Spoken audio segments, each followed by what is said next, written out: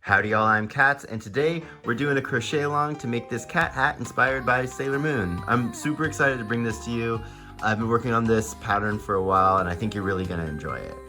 Technique-wise, we're going to use standard crochet stitches, which are going to be in US terms. We're going to use some Tunisian crochet, which if you're unfamiliar with how to do it, there's a playlist that I'll link up there that will teach you how. I'm not really going to go into depth in it during the crochet along. I'm also not going to throw you in the deep end. I'll keep you abreast of what we're doing. We're also going to take our own measurements, which sounds scary, but it'll be super simple. I'll walk you through it, no worries. Material-wise, for yarn, I'm going to use acrylic. You can use whatever kind of fiber you want, but we want to use a DK weight, also known as a worsted weight, also known as a yarn weight 3 yarn. But we're going to need a yellow for the moon. You're going to need a pink. I like to use a dustier pink for the ears. Then depending on which cat you want to make, you'll need either black for Luna, a white for Artemis, or a gray for Diana. So one of these and both of these guys. Then for notions, we're going to be using a 3mm crochet hook. Now, because we're doing Tunisian crochet, I suggest using a crochet hook that's streamlined, because one of those ergonomic ones that have like a short head, it's gonna make it a little bit more difficult to do the Tunisian, but you should still be able to get away with it. We are going to need some stitch markers. We will need 3 of them. You can use scrap yarn if need be, but definitely have some of these on hand. We're gonna need a darning needle, because there's gonna be some sewing later. You're gonna need a tape measure for taking the measurements. If you don't have a measurement device of any type, like a ruler or the tape measure, we can use yarn. That'll totally be fine, and I'll tell you how to do that. And last but not least, we're gonna need some scissors. So gather your materials, comment who your favorite Sailor Scout is. Mine's Neptune, and let's get started on that tutorial. Okie dokie. So to begin, we need to measure our head and do a little bit of math just to figure out the size of our starting chain. Don't worry, it's not going to be that difficult. I'm going to walk you through the process, and I'm also going to provide the average measurements for an adult human, male, and female head size. But that being said, if when you go shopping for beanies, they fit a little too loose or a little too tight, or if you go and get those snapback ball caps, if you have to put it on like the very first snap, the very last snap, or if you're making this for a kid, then I would suggest taking your own measurements just so that we know that it's gonna fit right. And plus, it's good practice, you know, if you're gonna be making more garments, it's good to know how to measure the body. And plus then you can like double brag and say, not only did I make this hat, it is customized specifically to fit me. But that being said, let's get going. So the first step that we're gonna need to do is measure the circumference of our head. You will need a tape measure. If you don't have a tape measure, just use a piece of yarn. But you're gonna go all the way around your head at the widest point. Now the widest point is gonna be kind of like right above where your ears attached to your head. Then the front part of your forehead that protrudes out the most, then like in the back, that little like bump in your head, it's going to be the biggest part in there. If you're looking at somebody at like profile, the line of the measurement would kind of be like this. So it's going to be more angled than it is straight, just so you know you're doing it right. If you're doing it with yarn, just go ahead and take the yarn, go all the way around that widest point of your head, and just snip it where the ends meet it. You just need to make sure that you don't stretch the yarn and don't pull it tight when you're doing it, because we don't want the yarn to stretch, because then we won't have the correct measurement. But the average head shape is going to be right up here. Okay, so now that we have the number of the circumference of our head, what we're going to do is we're going to divide that by 2. That number for the averages will be here. Now the next thing we need to do is add in some negative e's. What is negative e's? It's a fancy word that kind of means shrink. So if we think about the way that like a beanie works, it sits on your head, right? But if it's the same size of your head, then it's gonna just move around and it's not gonna grab onto it. So it's gonna have a propensity to fall off. So what we do with negative e's is we shrink the form that we're making so that when it goes on your head, it kind of has to expand a bit. And then because it wants to close back up, it holds on to your head more. Quick little explanation, but you see negative e's in a lot of garments, especially with stretch fabrics. But the negative e's that we're going to put in this is going to be 2.5 centimeters or 1 inch. So take that number that we just had, that head circumference divided by 2, and now we're going to subtract 2 centimeters or 1 inch from it, which will be this number. Now, with that, oh, if you're doing it with the yarn, pretend this is your yarn, this is the end of the yarn. Just take your thumb, put it up to that first knuckle, and then just snip it at the tip of your thumb. That'll be pretty close to 1 inch or 2.5 centimeters. But now that we have that measurement, that's gonna be how long you need to make a chain. So you'll start with a slip knot on your hook and start chaining. And then once that chain is as long as that piece, without stretching the chain, mind you, then you are good to go. Now, the averages are here, but do not use those numbers. I'm going to repeat this again. Do not use those numbers. Well, I guess you can use those numbers under one circumstance. If you're two circumstances. If you're using the exact same yarn as I am, which is going to be the Yarnsmiths DK, or if the yarn that you're using has this exact same swatch gauge. So the swatch gauge for the Yarnsmiths DK and your yarn too, if you're going to use the numbers, has to be beat for beat a 4mm hook with 22 stitches and 28 rows to make a 4x4 inch square. If it's not the same as that, don't use these average numbers. The reason for that is, even if a yarn is graded as a specific weight, they're not going to be perfect. So a good example is in US, so we're using a DK weight yarn, which is a yarn weight 3. In the US, this will usually be called like a worsted. And worsted weight yarn in the US and in general can either be a yarn weight 3 or yarn weight 4. It kind of just depends on the manufacturer and whatever. So better to go with the swatch gauge. But again, I just wouldn't copy these numbers if I were you. But you know, you do you. Who am I? But yeah, so I'm going to wait here while you make your chain, and then we have one more calculation to do, and then we'll be done with this section. So go ahead and do your chain. Pause the video. Okay, back. Sweet. So I've got my chain here. So nice, so pretty. So now that you have the number that you need for your chains, mine's gonna be 50. What we're gonna do is we're gonna figure out how many stitches we have in each round of the hat, just so that we can make sure that we're in the right location when we're making it. And to figure out how many stitches we're gonna have in each round, we're gonna take the number that we have for the chain, we're going to double that number, and then we're gonna add 2. For all my people in STEM, the algebraic formula, I guess, for this will be down here. So we'll have number of stitches times 2 plus 2. And record that number. So for me, that's going to be 102. And that's how many stitches we're going to have in each round. So here is the chart up again, fully filled out for the averages. I'll run through it real quick one more time.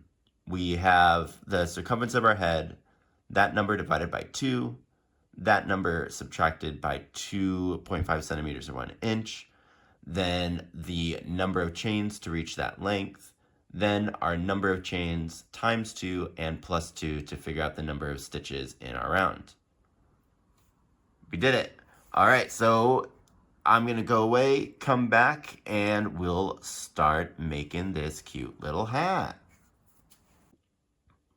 Okay, so let's get started. First thing I wanna mention real quick is in our row instructions at the end in the parentheses, which is where we put the stitch count number, the first number is going to be for the average female head using my yarn. The second count is going to be for the average male head using my yarn. That number will be replaced with the number that you calculated for the number of stitches in each round, but I just think it's important to have that there so you have a visual to see kind of how we got to the numbers that we're getting to.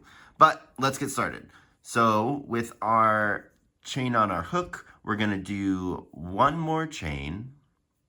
And then remember, in our chains, we have our nice V's, and then we have our bumps on the back. We're going to work into the bumps in the back to begin with, and we're going to do not the first bump on our hook, but the second one.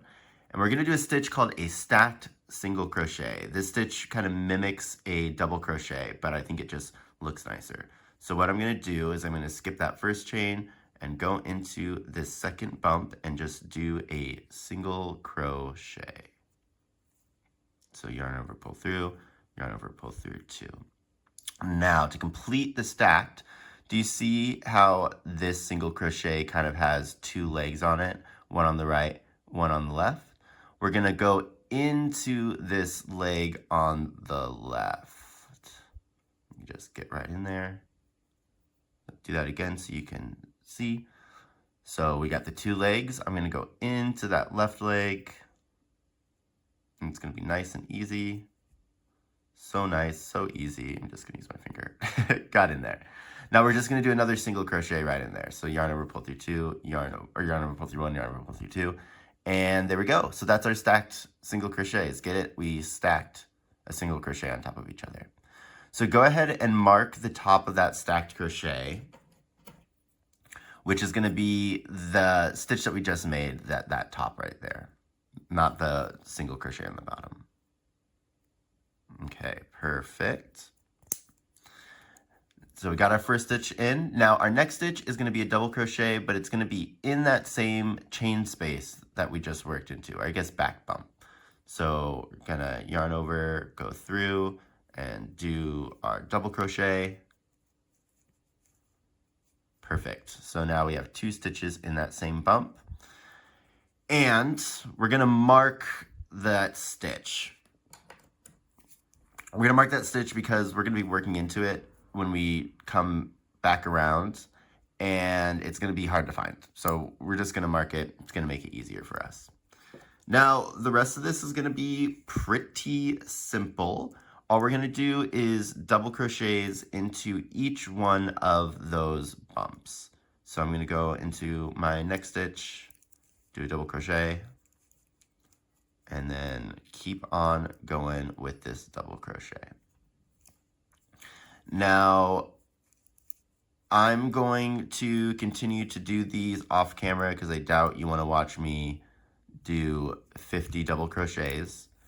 But I will meet you back here when we get to, let's say, a couple bumps before the last, before the starting chain, I guess is what you'd call it, right? Right before we get to these last bumps over here. I'll be back and I will see you and we'll do something else that requires a little explanation. But yep, see you in a bit. Okay, so I'm almost at the end. Got what? 1, 2, 3 stitches, and then we have that last bump. So go ahead and let's do the double crochets up to the stitch right before that last bump. Oop.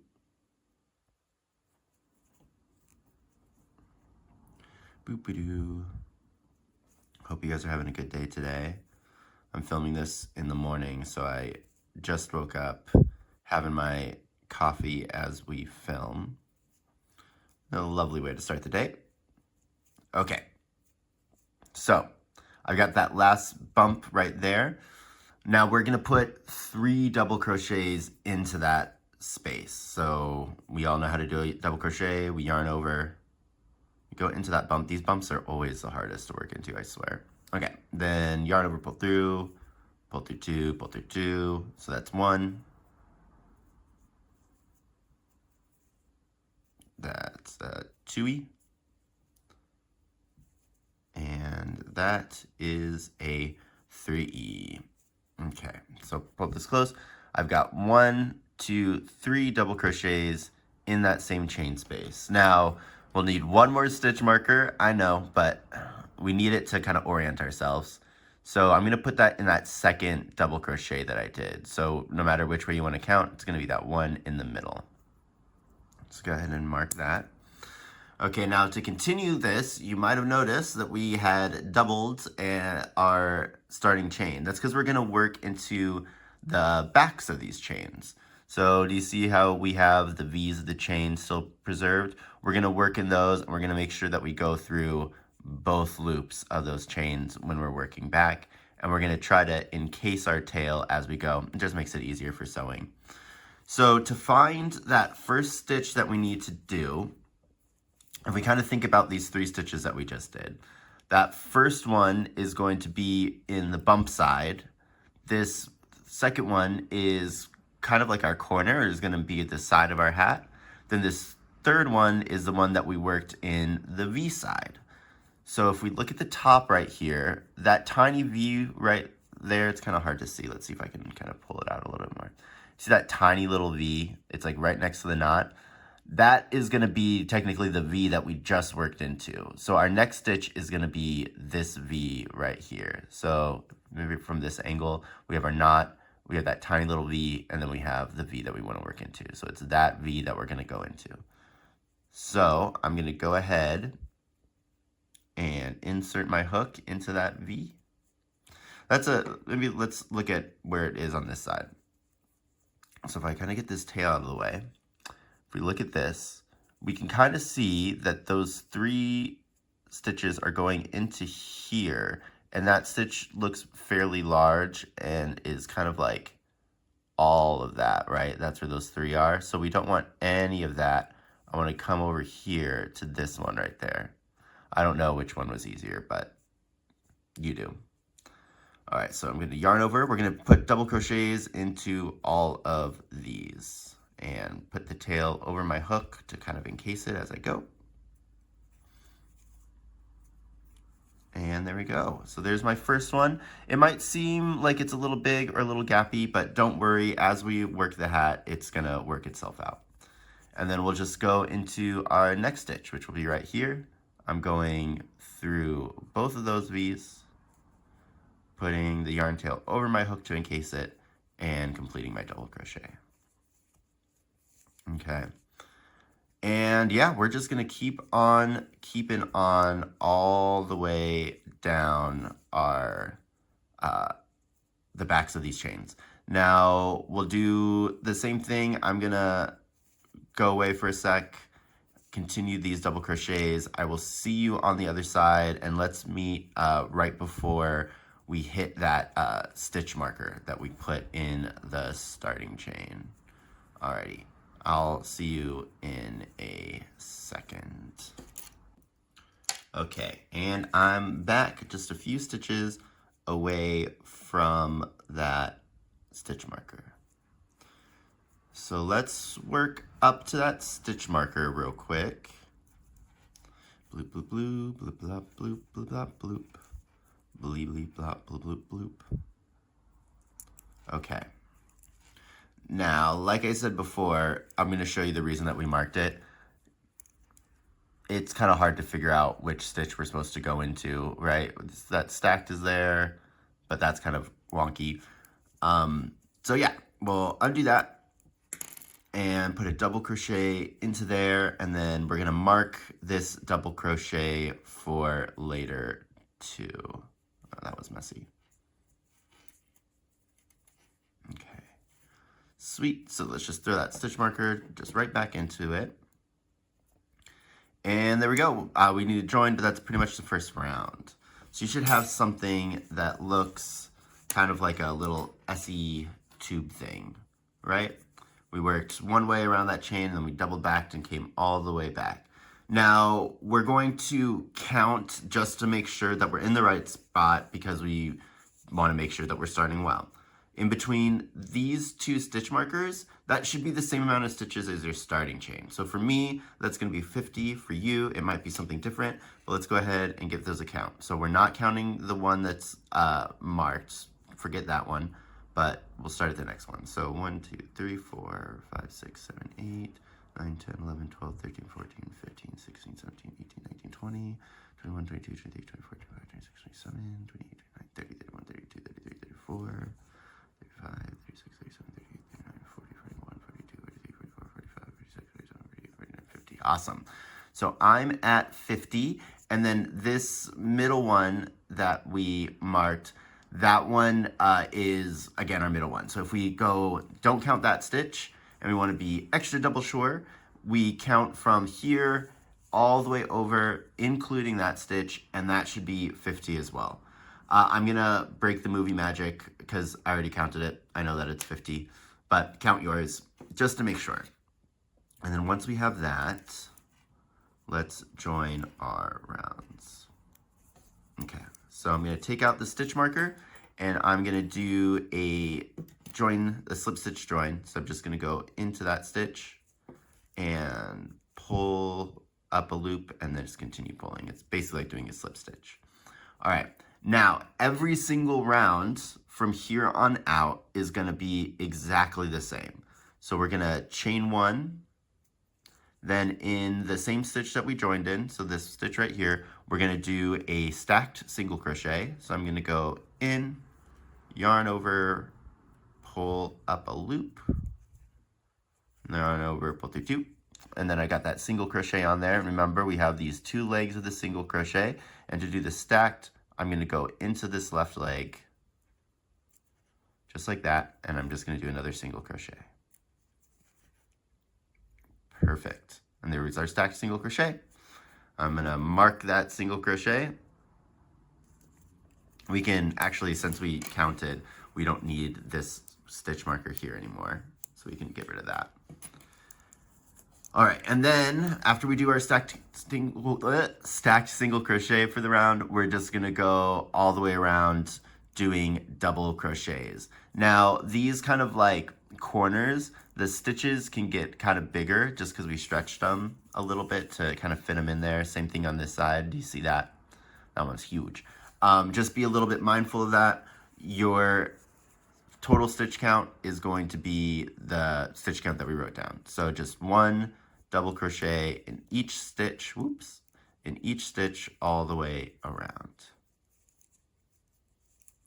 And that's gonna be it. So I'm gonna go all the way around and I'll meet you back at the stitch marker, the, what's this one? The pink one for me. And I'm gonna show you kind of, let's say you forget to put in your stitch markers, it happens to the best of us.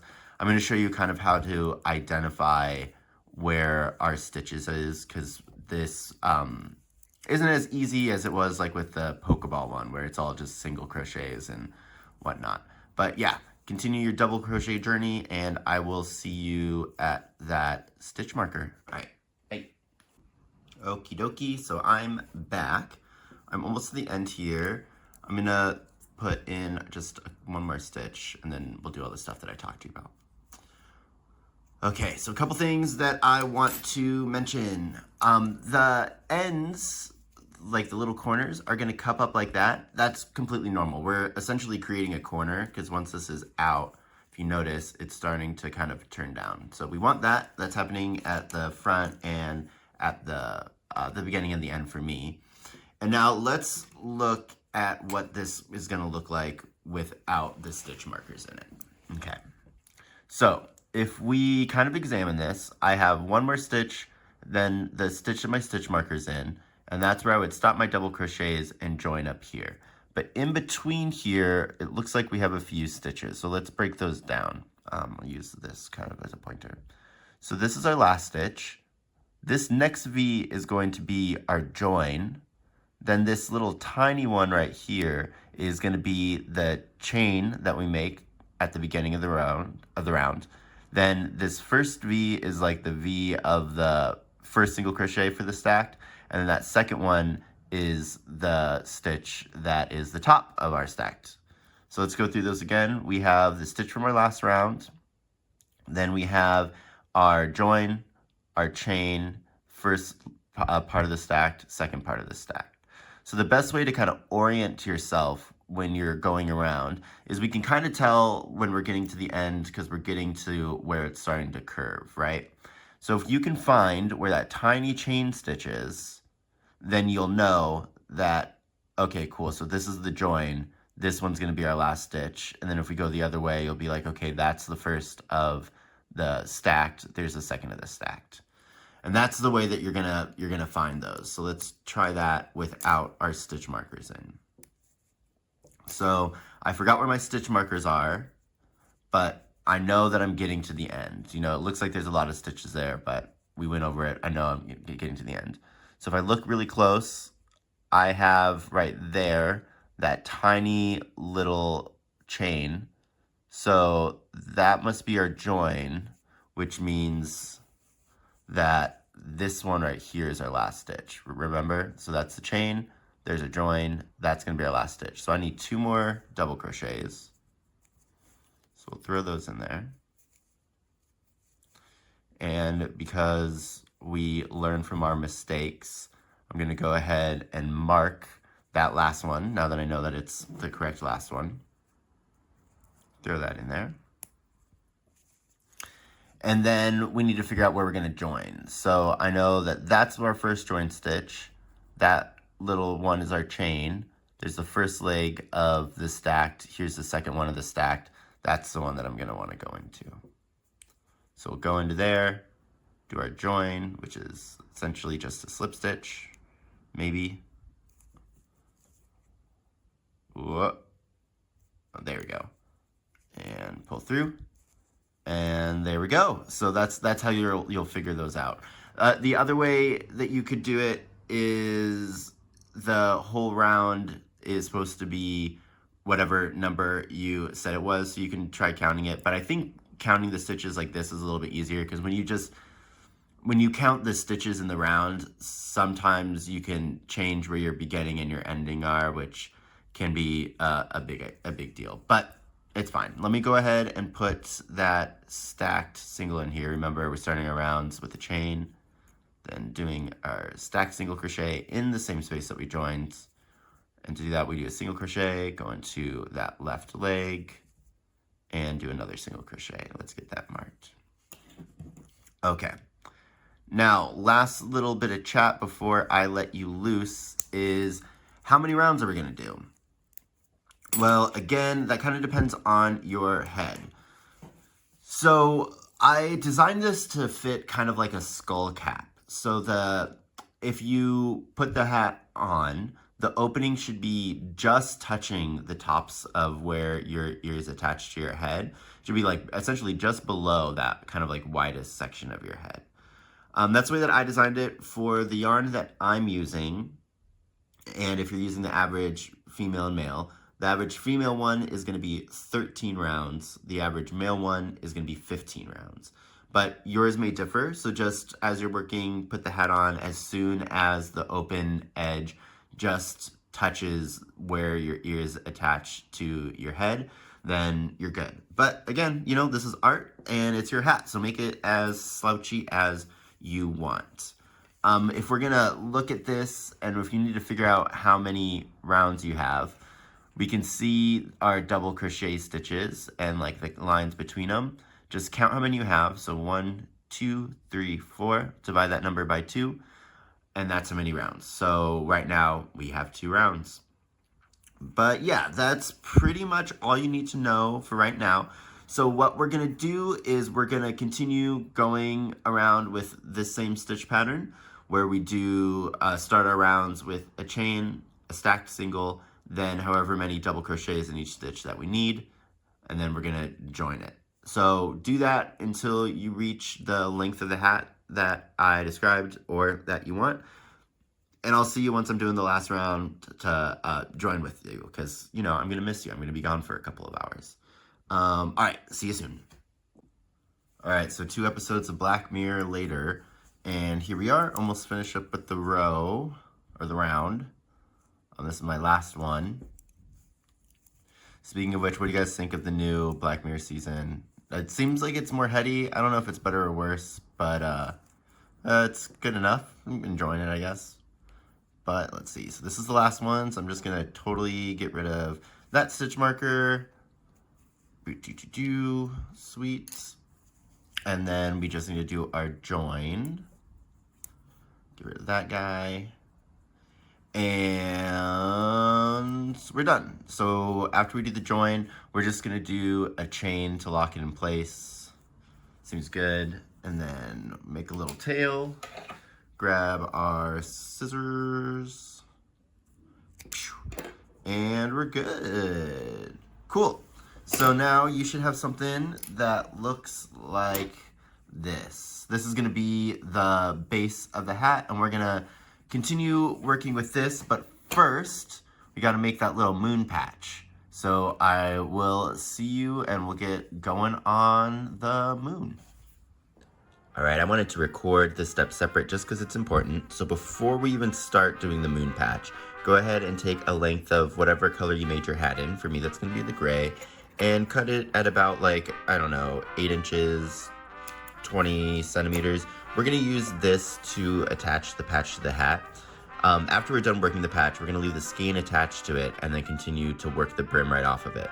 So we're not gonna have any other way to access our skein of yarn unless you wanna, unravel it, go to the end, snip off a piece, re-ravel your yarn. Yeah, no bueno, sounds like too much time. So cut the length now, save yourself a little bit of time, and let's get going on that patch. All right, so a little bit of a set change, but now it's time to make the little moon pendant.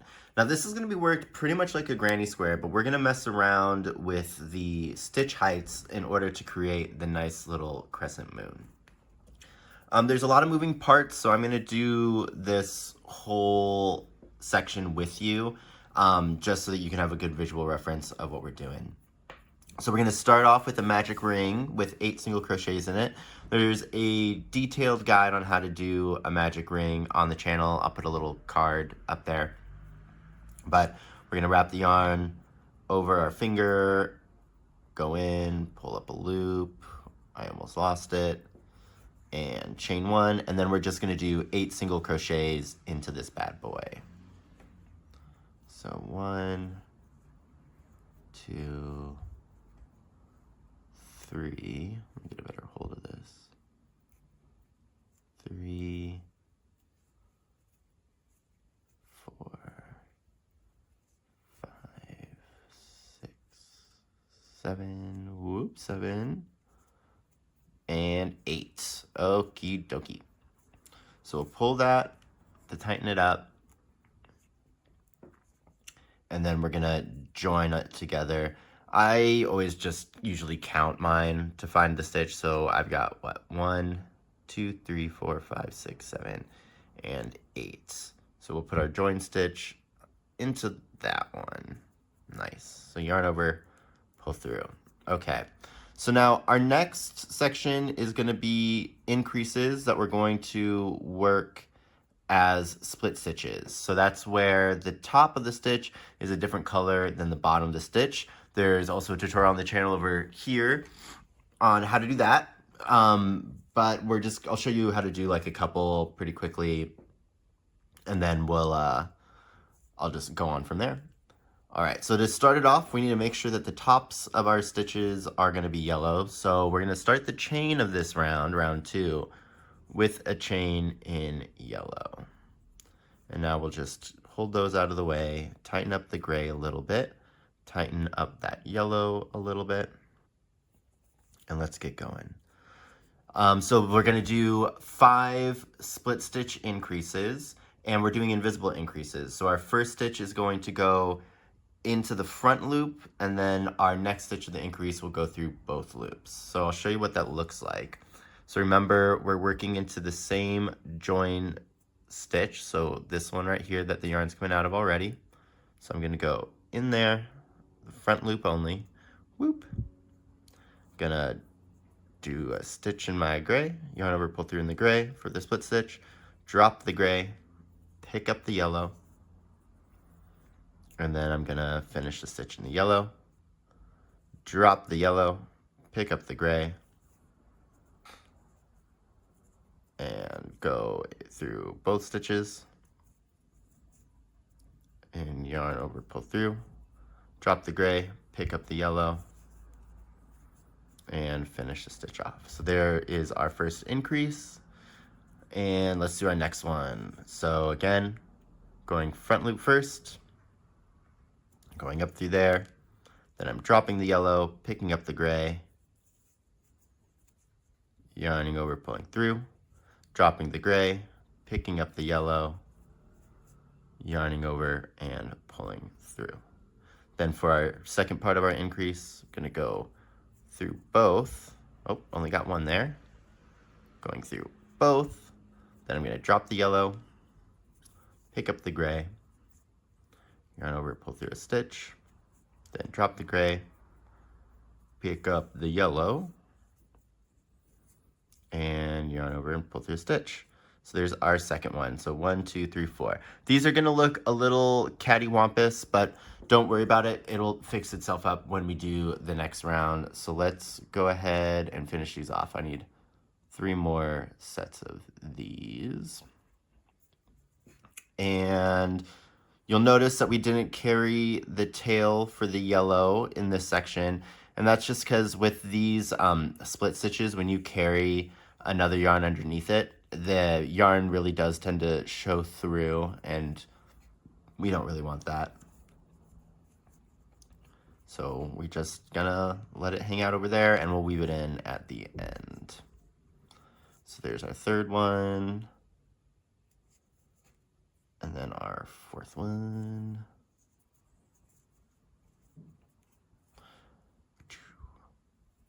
Also, your yarn's gonna get twisted.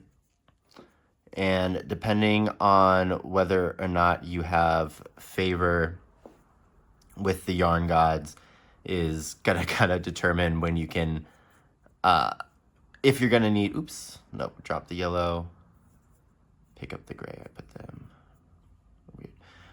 Yeah, whether or not you have favor with the yarn gods is going to determine when you need to untwist them. So we'll see. I think I'm going to try to make it through all 5 of these and then probably do untwisting them before we go into the next step. Whoop. And then don't worry, this is going to be the only round of split stitches we need to do. It's not going to be like the Pokeball, I promise. But hey, if you did do the Pokeball, that was good practice for this. This kind of feels like nothing now in comparison. All right, let's see. I think that might have been all of them. 1, 2, 3, 4, 5, 6, 7, 8, 9, 10. Yeah, so I got my 5 split stitches. Now our next one is going to be just some regular increases. So I'm gonna go ahead, drop my yellow, I'm gonna pick up my gray, and I'm gonna do my increases, but I'm gonna carry the yellow with me this time because we are gonna use it again. So I'm gonna do my increases as normal. I'm gonna go in here, do a single crochet. There's my first one. I'll tighten up that yellow a bit. Then I'm gonna go through both loops. So both loops, making sure to catch the yellow in the back. And there's increase number 1. And then now we need to do increase number 2. Increase number 2, catching that yellow. And then our last one is an increase as well, but it's gonna be a little bit different. So we're gonna do the first one as a regular crochet and the last one as a split stitch. So I'm gonna go into the front, yarn over, pull through, do my single. Then I'm gonna go through both loops, and I'm still going to catch the yellow when I do this. I'm gonna pull up a loop in the gray. Then I'm going to hope that mine isn't twisted too crazy, which it's not. And then I'm gonna grab my yellow and finish off this stitch. Perfect, so we're good. And then we just need to join the rows. So the yellow is going to go into the yellow that we have on this side. And it might be a little tricky to get in there, but be persistent. Awesome. And then I'm just going to do my normal join. Now, this join stitch that we're making right here, that little guy right there, we are going to work into it. So it can have a tendency to kind of hide on you. So I think it's best to just take a stitch marker, put it through the join, and lock it in place. Okay, now here's where we need to figure out what we're gonna do, because we're gonna mostly use the yellow in the next one, so we're gonna need a decent amount of it. So let's see if we can pull some through without having to unwind everything. Obviously, do as I say, not as I do, and you should definitely untwist the yarn instead of doing this. We'll see if I have favor or not. This is kind of playing with fire. Okay. So here we are. And we want to encase the gray as we go along because we're going to be using the gray. Another thing to note about this round, which is going to be round 3, is that we do not do a chain at the beginning. So no chain, we're just gonna go directly into doing our first single crochet, but it's still gonna be in that join space, or in the same stitch that we did our join into. So I'm just gonna hold it, go in there, go through both loops, yarn over, pull through, and do my single crochet. It can be a little wily, but you'll be fine. You'll be able to make it. Okay, so next we need to do a single crochet and a half double crochet in the same stitch. So I'm gonna go in here and I'm gonna do them like normal, right? So I'm gonna do a single crochet and half double crochet going through both loops and grabbing my gray to hold on to it, to carry it with me. Perfect.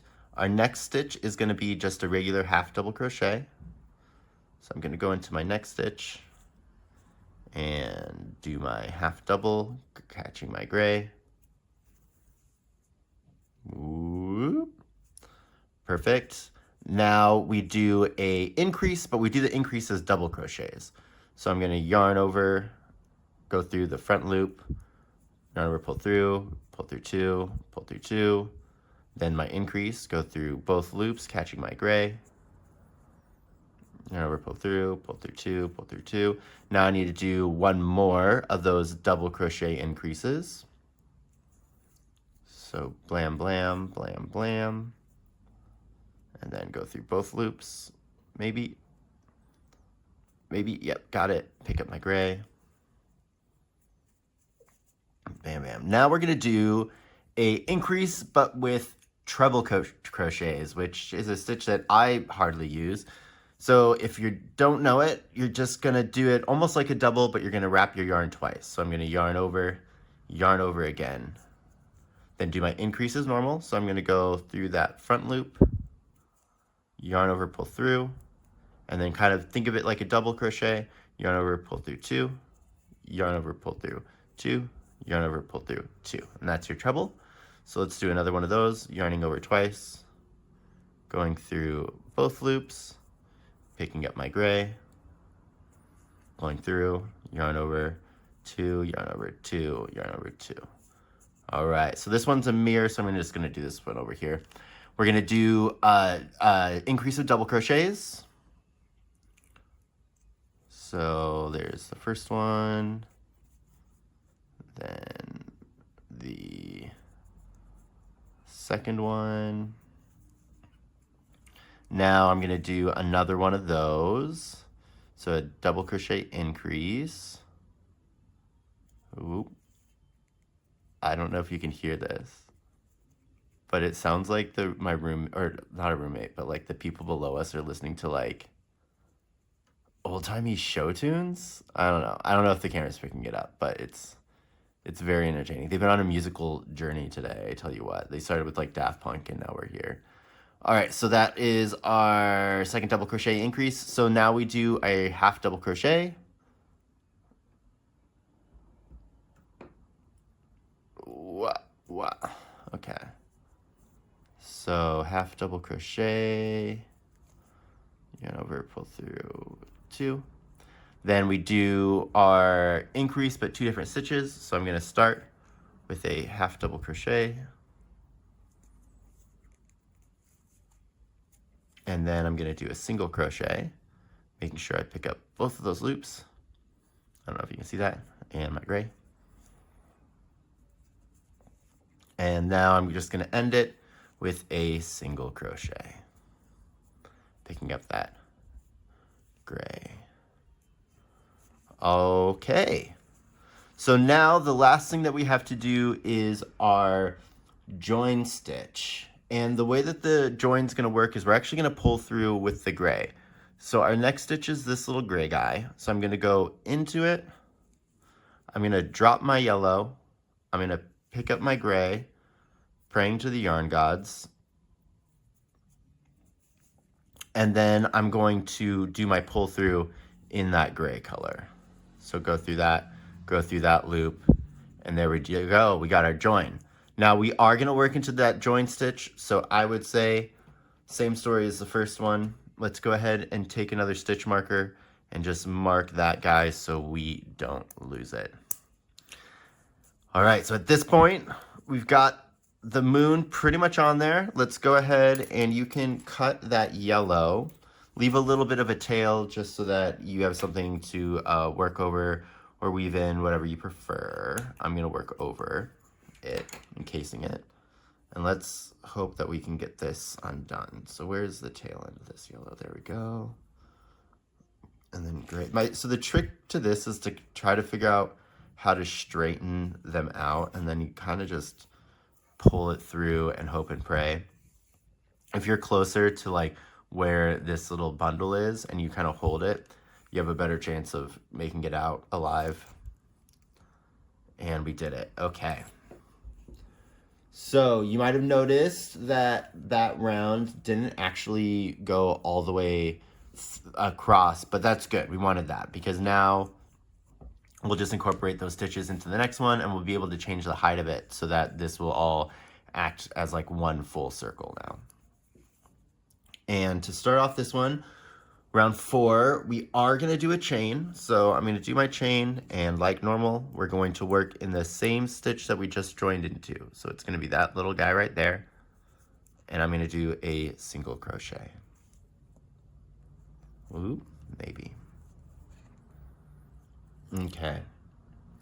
Then we're going to do an increase and a single crochet, and we're going to make sure to encase the yellow in this one. So increase number 1, then I'm going to go through both loops, pick up my yellow, boop, and then a single crochet, grabbing my yellow. Then I'm going to repeat that. So I'm going to do a increase, right over, pull through, go through both, grab the yellow, yarn over, pull through, and a single crochet, grabbing the yellow. Okay, now this is why we put that stitch marker here so that we can find it. And this next series of stitches, we're going to be working into the back loops only. So let me show you what that looks like. So this first one's going to be a increase into this back loop.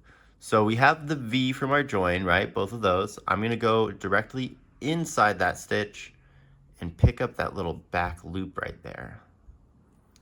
So let's see that again. I'm going to go into the stitch and only pick up that back loop. And I'm just going to do an increase into this, encasing my yellow tail. So 1, 2, that's an increase. Okay. Now this next stitch here can have a tendency to kind of shrink up when we do that increase. So just kind of be mindful. It might look like this is the next one we want to go into, that fuzzy boy, but it's not. It's this one right here. And then we're going to do repeat. We're going to do 8 repeats of a single crochet in the back loop, and then an increase into that back loop. So I'm going to go into the back loop. Remember, it's this stitch right here. I'm going to go into the stitch, picking up just that back loop.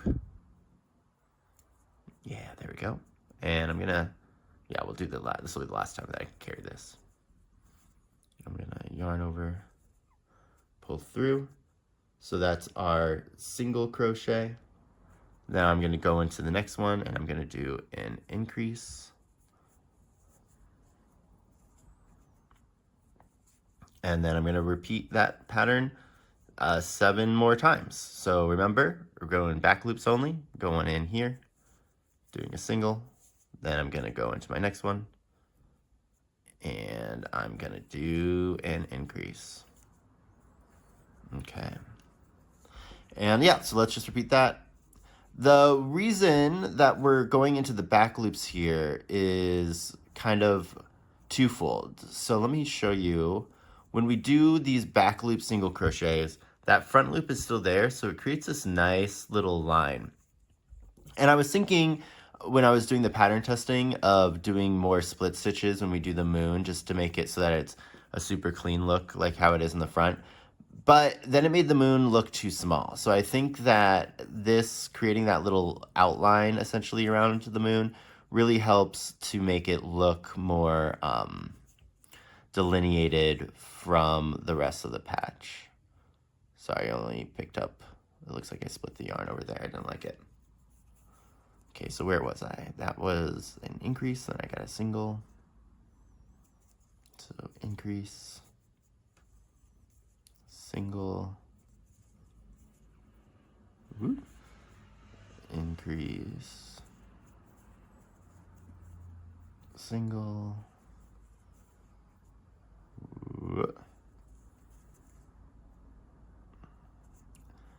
increase. These will also kind of look like you're making the hole for the stitch super big just because we're only going to the back loop. But again, the tension will work itself out again because crochet is magic, and we're essentially just making a giant slip knot that is so masterfully crafted that it turns into a crescent moon pendant, which when you think about it is pretty wild. Like, we're making a whole hat out of one slip knot, well, a couple of slip knots that can be completely unraveled or hold its form and turn into like a super cute little hat. The world is weird. Somebody figured out how to do this. Okay, so that is our last of our repeat. If you did this correctly, you should have 3 stitches left. So 1, 2, 3. Now I'm going to put a single crochet into that first one in the back loop, like I'm doing for all this. Then in the next one, gonna do another single crochet. And then this join stitch that we marked, let's get that marker out. We're gonna put a single crochet into that join too, also only in the back loop. Okay. And then that is pretty much that round. We just need to join it. And to find that join, this one's gonna be a little bit tricky.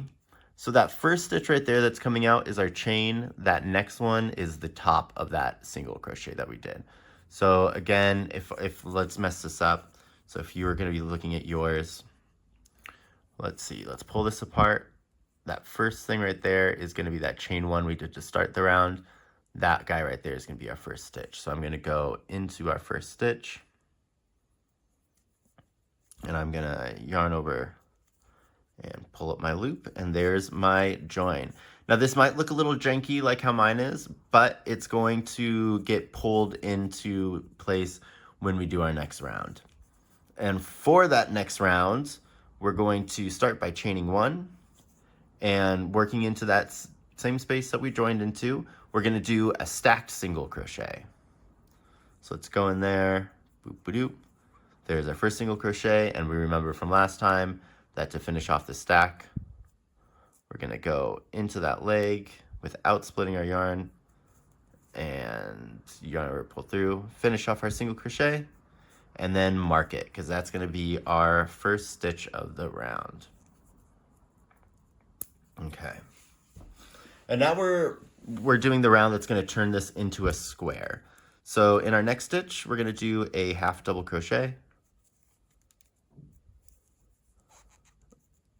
Then we need to do 5 single crochets.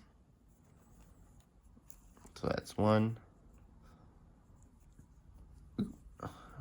2, 3,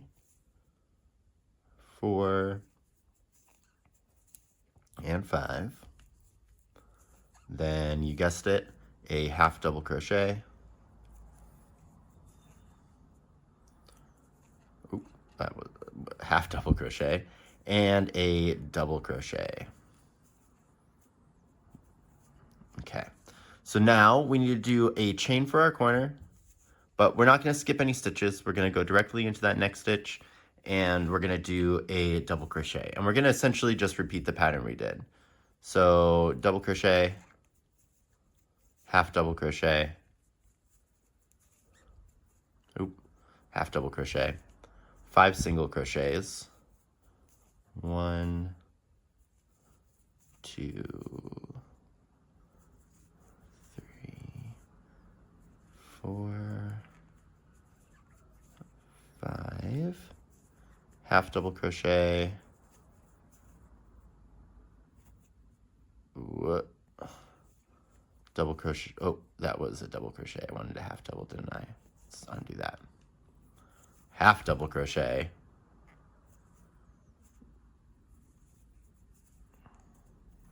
Double crochet. We all make mistakes here. And then our chain, and then not skipping, going into our next stitch, double crochet. Oh, I'm gonna do this one further away. I think you get it. So double crochet, half double,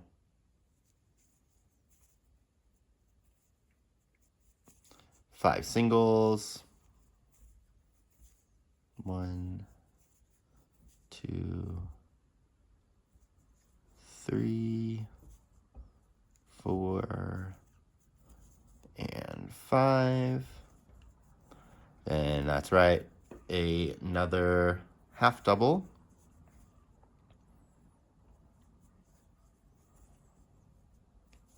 And a double.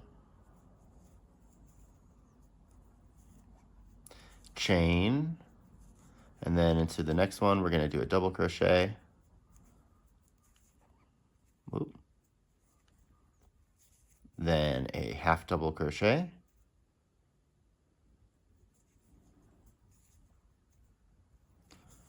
Five singles. 1. Oh, almost lost myself. 2, 3, 4, 5. Then a half double. And our final stitch should be a double crochet. Now, we're not going to do a chain with this double crochet. We're just going to go ahead and do our join into that first stitch of the round. So I'm going to take out that stitch marker, I'm going to go in there and do my join. And then we're going to leave the yarn attached because we're going to come back and we're going to pick up where we left off. So what I would do is I would just pull that, take the stitch marker that we just had, put that in here just for a little bit of insurance because we're going to be manipulating this. But there is your little moon patch. Super cute, right? So if your tension was a little bit off, or if you want to kind of square this up, feel free to go and do a blocking for it. So again, I'm using acrylic. So what I would do is I would put this down, and you should kind of try to pin it in place, but it's really hard. Once it's hot, you can kind of manipulate it, but just add some steam onto it, let it dry in the place that you want it, and it'll hold that shape for a very long time, almost eternity. But yep, that is the patch. Remember, we are leaving our yarn attached because we're going to come back to it. And next, I'm going to go block mine, and we're going to attach it to the body of our hat. So see you in a few. All right, so let's get our patch attached to our hat. Now, a couple things to note before we start. First off, no matter how long your chain is, because your starting chain, because of the way that math works, the number of stitches that you're going to have in this opening is going to be an even number. And our patch has an odd number of stitches, which means we're not going to find an exact middle for where this patch goes onto the hat, but we are going to find the visual middle of the hat, which will make a little bit more sense. It might be hard for OCD people, but trust me, it's going to be fine. So if we look at our hat, we got two sides of it. And on one side, you'll have the tail from where we ended. And I don't know if you can see this on camera, but right here is where we have our join area. And because of the nature of single crochet, or crochets in general, when you do them in the round, they kind of travel to one side. All this to say is we want that to be in the back. So if you're having trouble kind of seeing where this line is, just remember that this tail piece is going to be on the back side of your hat. Now, to get the most accurate kind of placement as possible, you're going to want to flatten our hat so that there's no like bunches anywhere. Try to make this top little seam part as even as possible. You might even want to consider blocking this before we go. I didn't. But with the front facing you, now we're going to fold this in half along the front and along the bottom. And again, we don't want any creases, and we want this to be lined up as perfectly as possible. That looks good for me. Now grab yourself a stitch marker, and let's flip this up and look at it. So we made a little sandwich, and in this sandwich, we kind of have this little spot right here, which is where the stitches are going in on themselves, or rather folding on top of themselves. And that little stitch right there, or that fold is going to be the visual center of our hat. So we're going to just go ahead and place a stitch marker in that visual center. If you can't get it through both loops, that's okay. We can always readjust it. My hand's completely in the way. You can't see that at all. So there's that visual center. I'm just going to go right in there and pick up that stitch as best as I can. Now we'll open up our hat, and I'll get that actually in place a little bit better. So there we go. And then let's take stock. So let's reflatten our hat. Does that look like the middle? I think it does. I think that looks pretty good for right here. All right, so now let's get the patch attached. Fun rhyme. All right, so we have our patch. We still have it attached to our skein. Now the patch is gonna go on like this. So what we're gonna do is we're gonna find the middle stitch here, and I'm gonna just attach it to this same stitch marker just so that we have a holding place for it. So if we remember, we started, the way that we can find this is we have our 2 chains and the corners. Then the next stitch is gonna be our double crochet. Then the next stitch is going to be our half double crochet.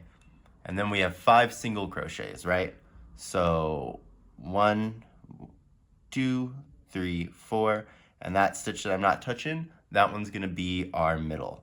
So I'm gonna take some note of that, and I'm gonna put that on the same stitch marker, which is this one, I believe, right here. Whoop. Okay. So now with this kind of down, we can kind of take a peek, and I think that looks good for the middle. Now, what I like to do is we're gonna be working across this, and the stitches might be kind of like stretched depending on how you blocked it or not. So let's just go ahead and attach the patch fully down to the stitches for the corners. So that chain corner space is going to be one of our stitches. So we'll put the marker through that. Now there are 11 stitches along the bottom of this. So if this is taking up one of our stitches, that means that this will be the 5th stitch out. Kind of some basic math. All you need to know is from where we put our middle stitch, we're gonna count 5 stitches over. So 1, 2, 3, 4, and 5. And that stitch is going to match up with our corner. So let's just go ahead and throw our marker through there. Snap that into place. And then we're gonna do the same thing on the other side. So I'm going to put this through that chain corner space, and then I'm gonna count 5 out, and I'm gonna click it into place. So that's 1, 2, 3, 4, and 5. So my 5th one's right here. I'm just gonna go ahead and lock that in. Okay, so let's check that out and see how we feel. Now the patch might be a little bit shorter than where these stitches are, but that's gonna be fine, that's gonna be good. It's actually gonna help us really kind of make it be more in the middle, just because of science.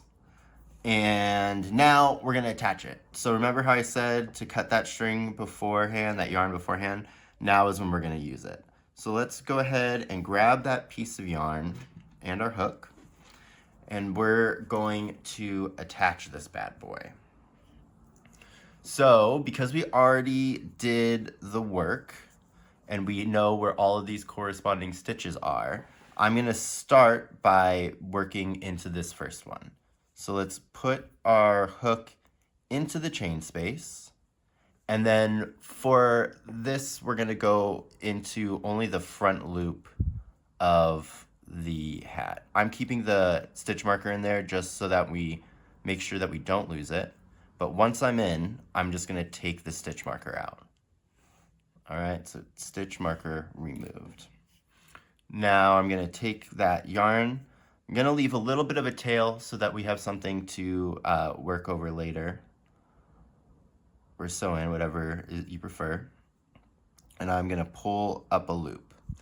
Now we're not going to chain to lock this in place because it'll make it too bulky, so we're just gonna work into our next stitch. And all we're gonna do is chain stitches across, but we're gonna go into the back loop of our patch and the front loop of our hat. So I'm gonna go into my next stitch, right here, into that back loop. I'll zoom in for you guys. And then the front loop of my hat, and then I'm just gonna slip stitch. Remember, we're not gonna make our slip stitches too tight, we're gonna make them just right. If you're worried about your slip stitches being too tight, switch to a larger hook. All right, so now we'll do into our next one. I'm gonna go into the back of the patch.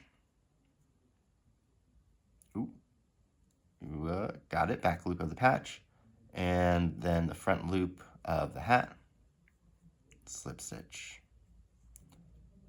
Back. So this is my third stitch.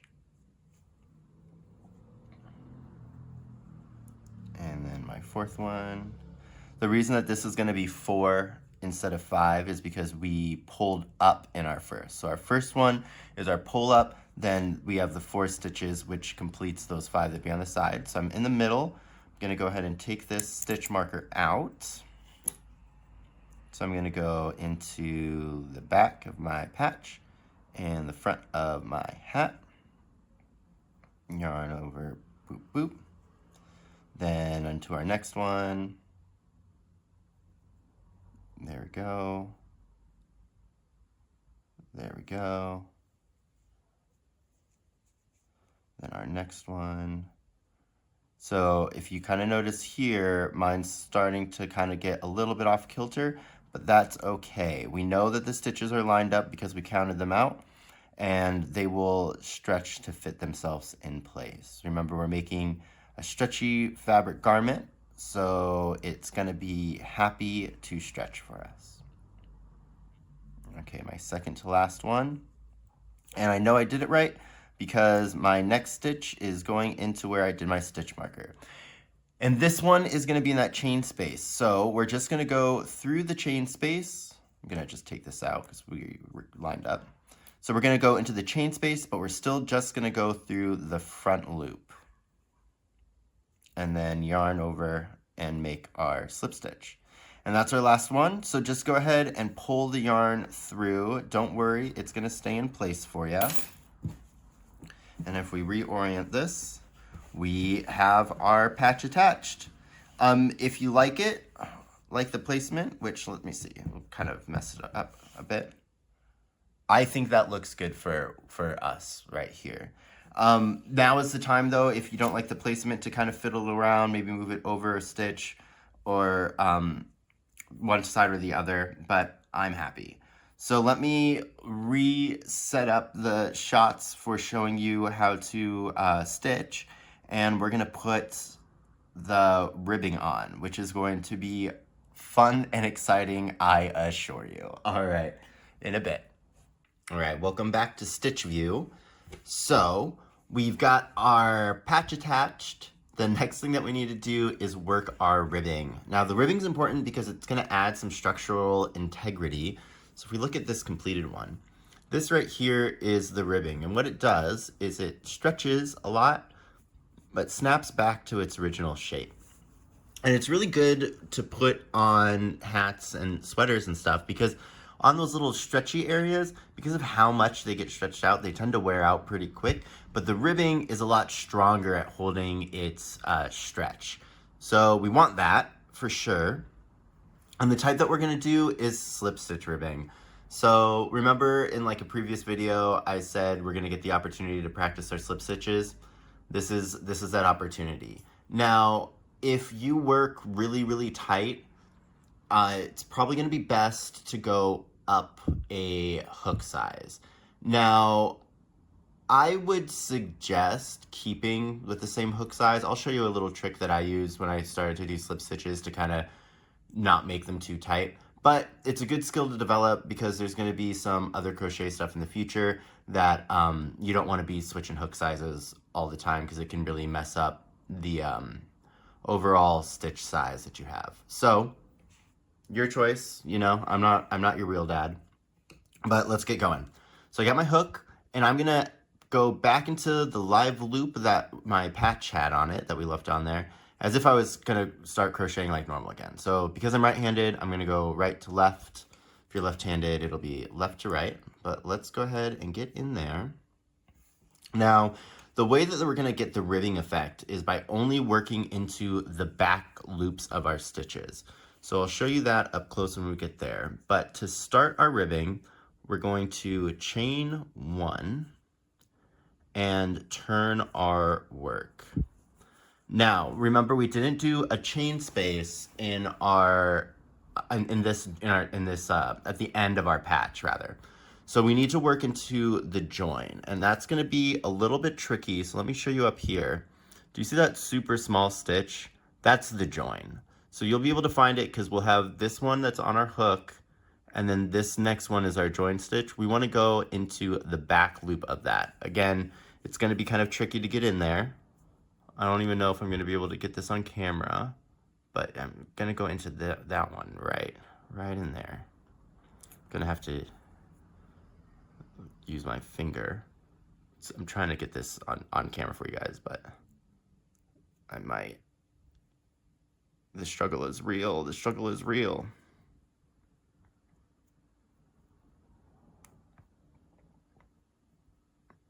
This will be the hardest one that we have to do. Awesome. Okay, so I'm in there. Just gonna run my hook through to make it a little looser. And then do my chain or my slip stitch. Let's go ahead and mark that just so that we know where we started. Now I'm gonna just do slip stitches all the way down here, but remember, we're only going in the back loops. So I got my beautiful looking chain right there. I'm gonna go in the middle, go through that back loop, go and pull up my slip stitch, and then continue doing that. So one trick that kind of works is if you go here and then you just like kind of kick back before you pull through, you elongate that loop so it stops you from going in too tight. I'll show you that motion again, but we're gonna go into our back loop. Gonna go in, and then you're just gonna kick your hook back like that, and then we're gonna go into the stitch. The other way that I like to do it is I'll go in and I'll actually pull all the way up and then kind of control the loop that way. So instead of doing it in 2 motions, like a go through and then go through, I'll do one fluid motion where I go in and just pull straight up. And then I don't have to worry about kind of controlling that tension as much. But you do you, you'll find a method that works best. But once we get down to our chain space, which we'll know because this loop will be coming out of it. So that's my chain space, which is the next stitch that I have. We're just gonna go fully in to this back loop, right, of the chain space. So when we attached it, we went through the whole chain space. Right now, when we're doing our ribbing, we're going through that back of the chain space. Now, our next stitch is going to go into our hat, and it can be a little bit hard to find, so let me show you. So see right here, this is coming out from that stitch in the hat. That means that that's the stitch that we attached it into. So I'm going to want that next one. So again, if we look really closely, there's a yarn that's going through that stitch. That stitch has already been worked in. I want to go into the next one, and we're going to do a back loop into our hat. And yarn and pull that through. All right, easy peasy. Now it's time for us to turn. So I'm going to turn my work. And then we need to find our next stitch to go into. So think of that hat stitch that we just put in there. Think of that as a turning chain. So that was our turning chain. I'm not going to go into that. I'm going to go into my next stitch. So again, let me get this out of the way. Right here is the one that we worked into our hat. We're going to treat that as our turning chain, and I'm going to go into this next one right here. And I'm going to go in there with a back loop. Perfect.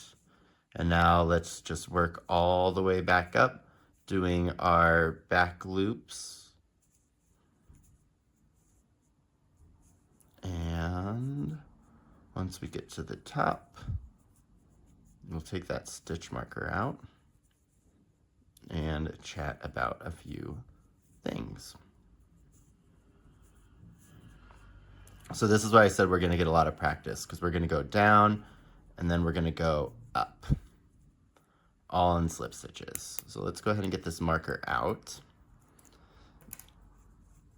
And this stitch can always be a little tricky, but there we go. All right. So one thing about this, doing this ribbing that is going to make things a little bit easier for us is the direction that we turned. So if you noticed, I was turning counterclockwise, which does something very specific. So it's called turning against your work. So let's do our chain one for the ends, and then we're going to turn. So when I turn my work counterclockwise to my needle, right? So if I'm going this way, working that way, if I turn my work, whoop, that's counterclockwise. The yarn is technically in front of the work. So if I go from here, I'm going like my hook and then my yarn and then my work. This is called turning against your work. And it is, what happens is we have to move the yarn out of the way, right, to get into our first stitch that we need to work into. But what that does is it helps to pop out that chain stitch. So when we complete it, it's going to look kind of like funky and bulbous, but that's great because then when we come back to work into the stitch again, let me go a little bit further down here and I'll show you what I mean. But it's going to be poking out, and that pokey outiness is going to make it easy to find so that we don't have to constantly be taking our stitch marker out and then into the next one, because when you are working slip stitches like this, you start to get into a flow and it sucks when that flow gets broken. But do you see how it's kind of like pushed out? The other thing too is working against the grain like that makes this a really nice straight edge and not super bumpy. Just a good method to know how to do, and something that I always kind of suggest. So we're getting into our last stitch here. And then we're going to do the same thing as we did again. So obviously that's the stitch that I worked in the hat. Don't worry, it'll shrink itself back down.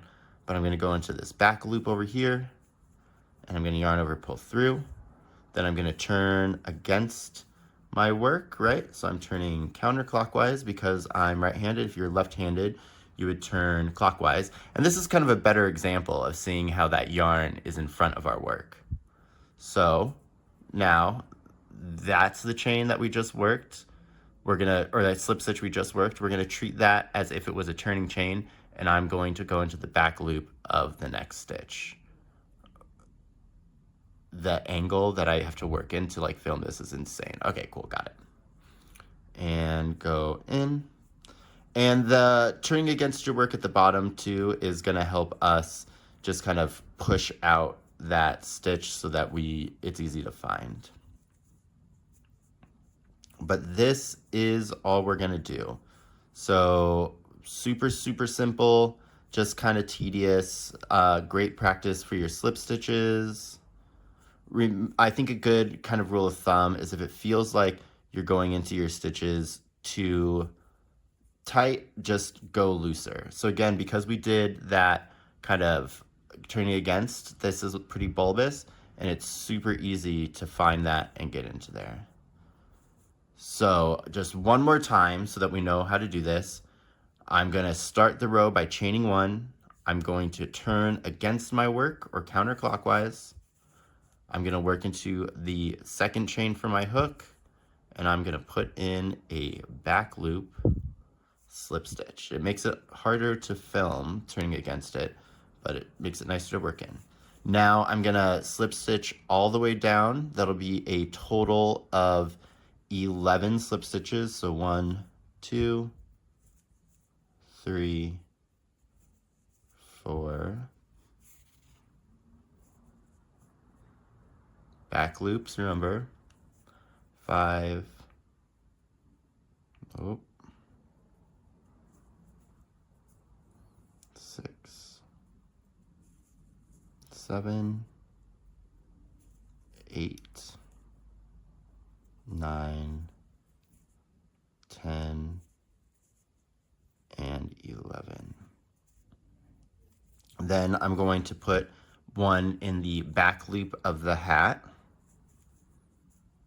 and that's going to be my turning. So I'm going to turn against my work again. I'm going to skip the first stitch because that technically is my turning chain, and then I'm going to do 11 back loop slip stitches all the way back to the beginning. And the amount of these that you need to do is gonna obviously depend on how big your starting chain is. But you'll just keep on working these all the way around the hat. And I will see you on the other side just so that you don't go too far. The last stitch that we're gonna do normal like this, it's not gonna require any other special instructions. Actually, let me just do my chain. Where we're gonna wanna stop because things are gonna get a little bit different. The last stitch we're gonna work is this stitch before where we joined in. So that's gonna be the last stitch that you work, and then we're gonna kind of switch things up. Now, these tails from where we joined in our patch or attached our patch, we're just gonna use this to kind of pull and tighten it, but you can throw them to the back whenever you want, or you could sew them in. What I'm going to do with this is I'll probably just take this and whip it into the inside of the hat now, just so that it's out of the way. But I'll keep this one live so that I can still tighten it when I need to. But we're past this one now, so it'd be nice because if it's not tightened, it kind of can distort. So we'll tighten that up. So I'm going to sew this in. I'm going to continue working those slip stitches around, and then I'll see you again once we almost get to this other side. So have fun slip stitching. I believe in you. It will be over soon, and it's going to be worth it because you're going to have a really nice looking hat at the end. So I will see you in a bit. Might be a little bit longer than 2 episodes. All right, ciao.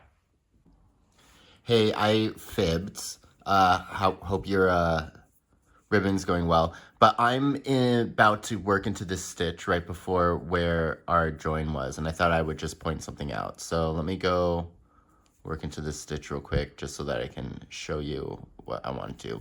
So I would turn and work up, right? But when I come back down, it might be kind of hard to figure out which stitch you're supposed to work in. So this space isn't real, right? Because that's where our join is. So the next stitch that we actually want to work into is this one where the join is. Do you see that? That would be the stitch that we'd work into. So it's just to the left of the join. That's it. Alrighty. So I'm just about to go and turn and do my last row of slip stitches into the ribbing. Let me get my tension right. Yeah, so that was fun, right, guys? I bet you're a master at doing slip stitches now, which is something that not a lot of crocheters can say, I think. So congratulations on that. And I hope that those tips kind of helped you. I think the turning against your work is something that not a lot of people really think that the way that you turn your work can have an effect. But that turning against it not only makes that stitch easier to find, but it makes the edges straight. So you could use that in all of your kind of crochet that needs to be turned. All right, so here we are. Let's look at this real quick. So that's going to be the last hat stitch that we worked into. Here's the one that we need.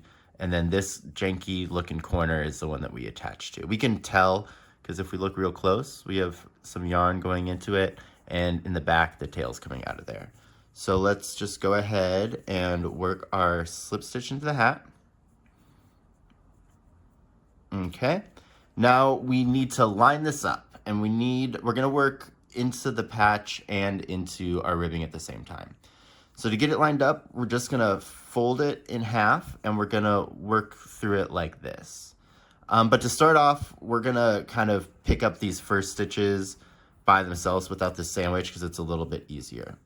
So with this first one, let's get kind of close here. So we have our chain space, but we wanna actually work into that chain, which is kind of hard to see, especially when the camera's not focusing, but it's that one right there. That really tiny, kind of weird looking one. It's easy to see in person, easier to see in person than it is on camera. So I'm gonna go through that loop of that chain. Then I'm going to go like normal. So I'm gonna go into the back loop of the ribbing. Remember, we're skipping the stitch that's in the hat because that's technically our turning chain, and I'm gonna pick up the back loop of this stitch, maybe.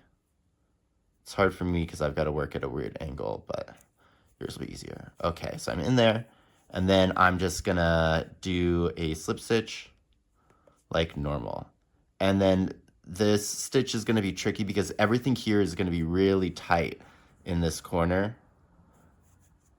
but we'll make it through. All right, so that's our chain space worked. So for our next stitch and for pretty much the rest of the stitches on here, we're gonna go through our patch, going through the full stitch. So see that? I went through both loops of that stitch. Then we're gonna come over here and we're gonna go into the corresponding back loop on our ribbing. I know this isn't the easiest thing to see on camera, so I hope that my explanation is working right. Now, we wanna make sure that we're going into the corresponding stitch so that we don't have to go and redo it. So when I pull this back, I can see that the yarn is coming out of that stitch right there, right? This one right here. So I know that this one's gonna be my next stitch to work into. And you don't have to hold these sandwiched. You just really wanna hold them sandwiched when you're pulling through so that we know we have our tension correctly. And you'll have a tendency here to pull tight, but remember, we are masters of slip stitches and we don't pull them too tight anymore. We pull them just right. This is gonna be at the front of the hat as well, so it will be noticeable if these stitches are too tight. Okay, so I'm in my next one. And then there's that. Oh, it looks like I actually split the yarn, so let me see if I can pull it from this side. Doesn't look like I can, so I'm gonna go back real quick. Because again, we just spent all that time doing those slip stitches. I want this to be nice and have a nice finish up here in the front. So it's no skin off my back if I have to do another stitch. I've already done thousands probably. Okay.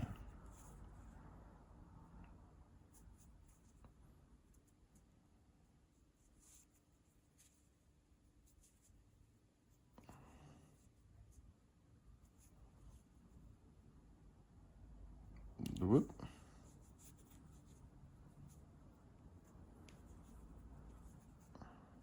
Almost there. If you notice, I'm pulling these apart just so that I can make sure that I'm going into the right stitch. It makes it a lot easier to kind of see where we're going and what we're working into. All right, so this is going to be the last real stitch. And then I have the chain space. With this chain space though, we're actually going to go completely through the chain space. So kind of just like the other thing, all the rest of the stitches, we're going completely through that chain space, picking up the last stitch and yarning over and pulling through. Now I would say to not do a chain to lock it in place, and we'll just lock it in place with our weaving, just because if we do a chain stitch right there, it's gonna create some extra bulk, which I don't really think is gonna look too nice. So we'll just give that a tug for now. But let's do a cute little reveal, and then we'll discuss all the next part. Bloop, bloop, bloop. So there we go. We have our hat base. Look at that, guys. We did it. So as you can see, this is like the one tail I have. So I'm gonna need to go sew that in. We're gonna have to sew in this tail and sew in this tail. But after those are all taken care of, it's gonna look super nice. So what we're gonna do is we're gonna sew in our tails, and then we'll be back and we'll start working on the ears for the hat. It's getting kind of dark where I'm at, so it might actually be tomorrow when I start filming that. But until then, happy sewing, and I will see you in a minute. We're almost done, y'all. Alrighty, good morning, y'all. It is the next day for me, and hope you guys are feeling rested. We have our hat. So the next detail that we need to work on is the little ears, which we're gonna build separately and then sew on, and then we're gonna, once the ears are on, we're gonna shape the ears to give them more of like a kind of a cat form. But all I did last night was the stuff that I said. I blocked it, so I just got my iron, put the steam on, and kind of hovered it above and gave it a little steam bath. Remember, especially if we're using acrylic, we don't want to touch our piece because it's gonna melt the stitches and flatten them out so they won't look as nice and plush. But let's get on to these ears. So the ears are going to be worked in Tunisian crochet, and I'm not going to do like a detailed explanation on how to do Tunisian here because we have it on the channel. We're going to do regular Tunisian and decrease stitches, which is a playlist that I'll link the card up there for everybody who's super new, but I'll do kind of like a quick thing as we're going through. It just won't be a very detailed explanation. Other thing is, one of the first things I think that I say in those Tunisian videos is that you want to use the recommended hook size or a hook size larger when you're working Tunisian, just because of the propensity for it to curl. This is one of those times where we're going to break those rules, right? We learn the rules so that we can break them. So we are going to be using a hook size smaller, but it'll be the same hook we've been using for the whole thing. But just make sure that you don't work tight. If you do intentionally work tight, then either go up half a hook size, like with the slip stitches, or just consciously kind of build your things a little bit looser. But you just did all those slip stitches, so I'm pretty sure that you're good at controlling your tension now. So let's start off the ears. This one's going to be the left ear, and we're going to start off by chaining 12. So I got my slip knot on my hook, 1, 2, 3, 4, 5, 6, 7, 8, 9, 10, 11, and 12. Cool. And then, like other times in this project, we're actually going to work into these bumps. So starting from not the first one, but the second bump from my hook, I'm going to go in there, pull up a loop, and because we're doing Tunisian, I'm leaving that loop on my hook, and I'm going into the next bump and picking up a loop, and we're just going to do that all the way down and pick up every single loop. Whoa. I can tell it's morning for me because I'm slow in my process. Also, though, just in general, I think starting chains are always the hardest thing to work into, just because they're small, wily. There's nothing that's built into them yet, so I feel like you don't have like a good foundation. But they're the thing that I dread the most in crochet, is just doing the foundation. Like, give me that slip stitch ribbing any day. I'd much rather have to do slip stitch ribbing than work into a mass amount of chains. Okay. So we got all our stitches. Now we're gonna do just our regular Tunisian return pass. So we're gonna do our edge stitch, which is just gonna be yarn over, pull through 1, and then we're gonna do 10 of our return pass Tunisian simple stitches, which is yarn over, pull through 2 loops, yarn over, pull through 2, and we're gonna do that all the way down. And we're not gonna lose our yarn. Oh, maybe we are. Okay, we'll just back into there, and yeah, yarn over, pull through 2. There's a detailed explanation about this again in that playlist. Okay, so now we're gonna, one of the kind of things that I figured out how to do with these ears is how to make the stitches look symmetrical, which is why I said we're specifically making the left ear right now. And for the left ear, we're gonna do, well, for both ears, we're gonna do decreases, but for the left ear, we're gonna do the decreases in the forward pass. So remember when we're looking at our Tunisian crochet, we have our vertical bars and then the kind of stripe that goes and connects them all. So for my forward pass, I'm not gonna work on the stitch that my hook's on, but I am going to go through both of these front bars and pull up a loop. And that's gonna be my forward pass decrease. And then for the rest of the row 2, we're just gonna do 8 of our simple Tunisian stitches, pulling up a loop in each one of these vertical bars. And then, see, once we get to the end there, I've got one more. And then we have our edge. And remember, for our edge stitch, we have the front of our edge stitch right there, and then we have that cheeky little side one right there. We need to go through both of those.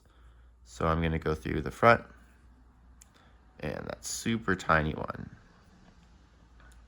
So I got both of them on my hook. I'll show you that again, just for the people that aren't gonna watch that other video.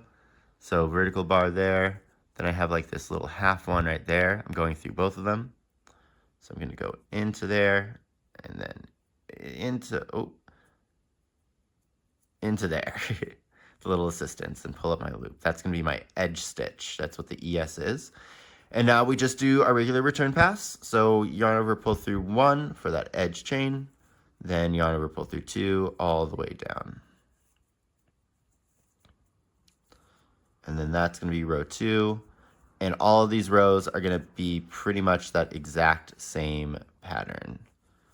So for our next one, we need to do a decrease going through both of those bars, row 3, and then we'll do, what is it, 7, 1, 2, 3, 4, 5, 6, 7. And then the edge stitch gets a little bit easier to find. If you're having trouble figuring out which one of these is edge stitch, just go ahead and pull that corner a little bit, and it'll make a right angle, and we want the vertical one. And again, we want to go through both of the loops. So you see that weird little tiny guy right there? We're going through this and that. You're going to pull up a loop and standard return. So chain, edge chain, and then yarn over, pull through 2.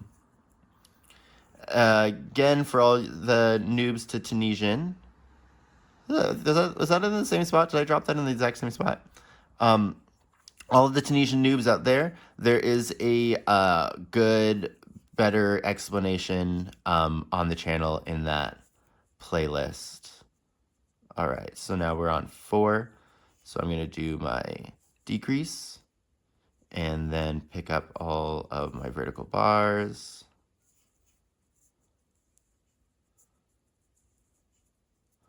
Oop. And then I'm going to go through my edge stitch, making sure I pick up both loops. Oh, I split that one. And then yarn over, pull through 1 for my edge chain, and then yarn over, pull through 2 all the way back down. I'm already getting a little bit of curl, which is to be expected. If yours is curling much more than this, then you're either going to need to block it after this or undo it and just try to work a little bit looser. It'll work out in the wash. Next row, we're doing the same thing I just decreased at the beginning.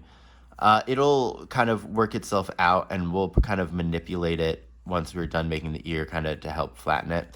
But you're not going to be able to get out all of the curl if it's really, really intense. So be mindful. We're definitely starting on hard mode by using a slightly smaller hook, but you know, we're rock stars on this channel, so we've got this. Okay, so my next one, gonna do my decrease again. And then let me see, what row is this? I got 1, 2, 3, 4. I'm orienting myself, so we're on row 6. It says on the screen, but that's editing cats that does that. So I have to look at the written pattern like a peasant. Okay. So my edge, you're gonna pull through 2, you're gonna pull through 2, you're gonna pull through 2, you're gonna pull through 2. Okay, so row 7, decrease. And then this should be 3. My edge.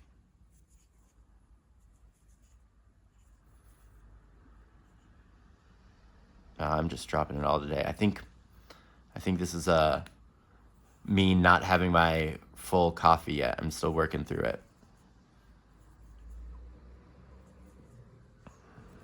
Okay. And then that, yeah, again, it's morning. I live next to a busy road, so everyone's trying to get to work. Sorry for all the car sounds. Okay, so this one should be row 8, which, guess what I'm doing? I'm doing a decrease. Then I'm going to pick up the 2 stitches. 1, 2, and my edge stitch. And then edge chain, yarn over, pull through 2. Now we're on 9, we're almost there. Going to go through both. Then 1. My edge. Oh, gonna split that one funny. Okay, so then 10, we just have our decrease, and then we go directly into our edge stitch. And then I'm going to yarn over, pull through 1 like normal, and then 2, and then 2.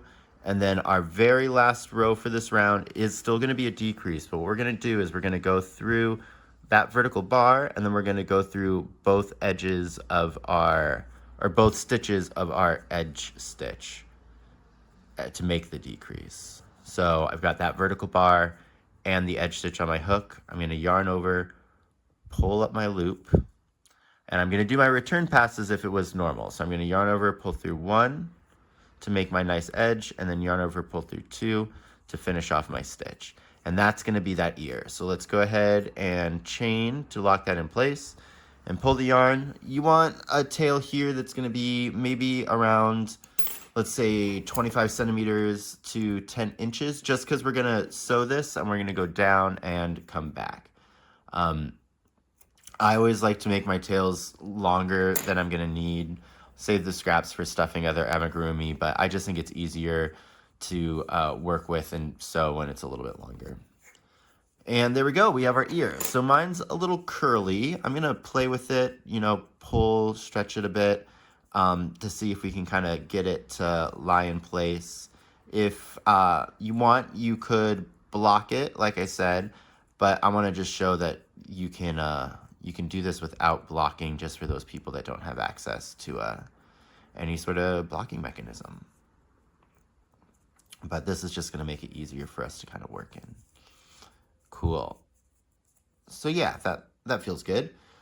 So next we want to do a border around our ear.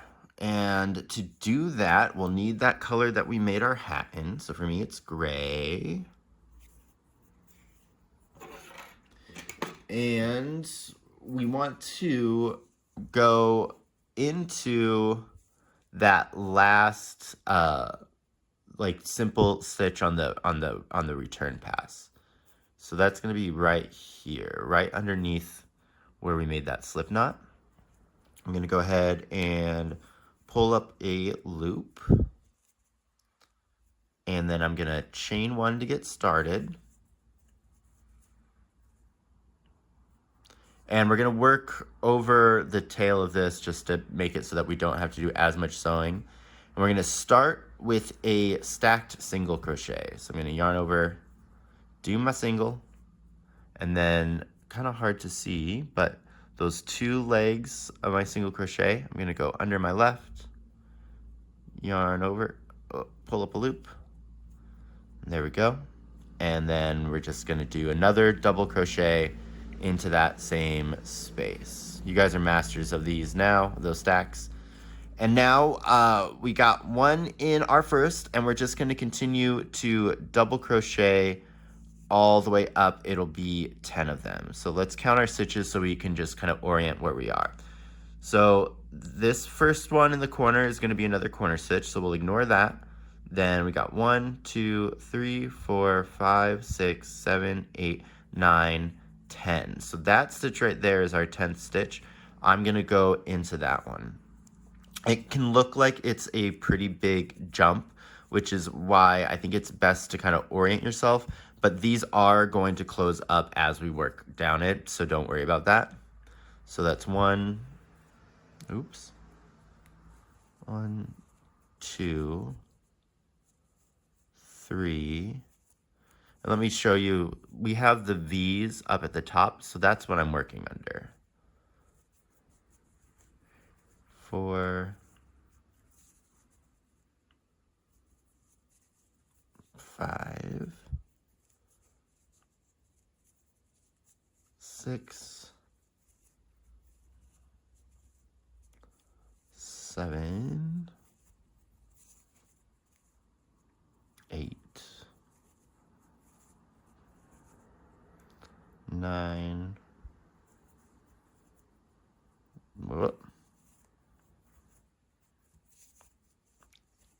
and 10 in this little last one. We just want to carry that back tail long enough for it to get locked in, because since this is going to be sewn onto the hat, most of these tails, we're just going to sandwich them in between the hat and the ear. Okay, so now I'm in this corner space right here, right? And I'm going to do 2 double crochets in there. So a double crochet increase just in that little corner. It's only going around 1 loop, but that is fine. And now we're going to repeat the same pattern going down the other side. So let's take a look at this. This one's going to be a little curvy just because of the nature of the stitches, but this last one right here is where we're going to want to do our double to end it off at. So let's see, make sure we know where we are for our 10, right? 1, 2, 3, 4, 5, 6, 7, 8, 9, and the 10th is going to be this hidden stitch right there. Do you see that? So 1, 2, 3, 4, 5, 6, 7, 8, 9, 10, and then we have that last kind of cornery one to do our double in. Kind of tricky to find these ones, but just count it out and you're going to be fine. So let's try to encase that tail as we go, and we're just gonna do 10 double crochets. So 1, 2, again, I'm just going through those V's that are naturally there. 2, 3, 4, 5, that should be good for encasing the tail. 6,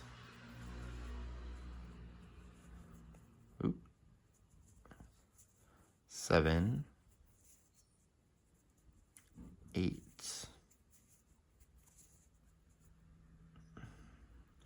9, and 10. And then remember, we got that weird little corner stitch right there.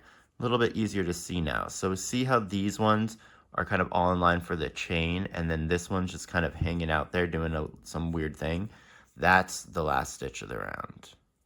It's going to be tricky to get into because it's pretty tight, but we're going to try to get through both of those loops. Let me re-loosen that up again. Let's look at it from this side. So that's the one we just worked into. This is the one that I'm trying to get into. So let's see if we can do it. There's one part of it. It's really trying to disappear there. What I'm going to do is a old school hack of just gauging it up. If you've ever had ear piercings, you have definitely done this before, where you've gauged up your ear. I guess not all people with ear piercings, but a lot. There we go, easy peasy. And we're gonna do 2 double crochets in there. So there's my first one. There's my second one. And that's a bingo. So that's gonna be our first ear done.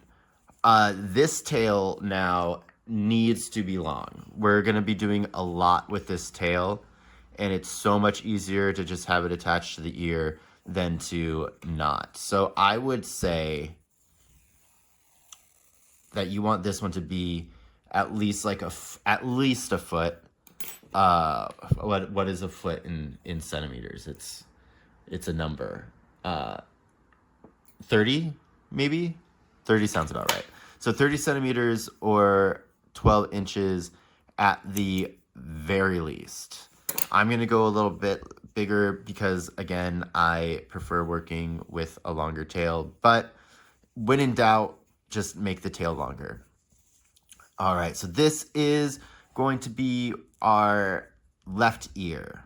It's going to be nice and easy to work with in the future. And the way that we're going to tell which ear is which is this gray tail that we made is always going to be pointing down. So when this gray tail is pointing down, that's the orientation that this ear needs to be in. So this will be our left ear because it's going to go on the corner of the hat like so, right?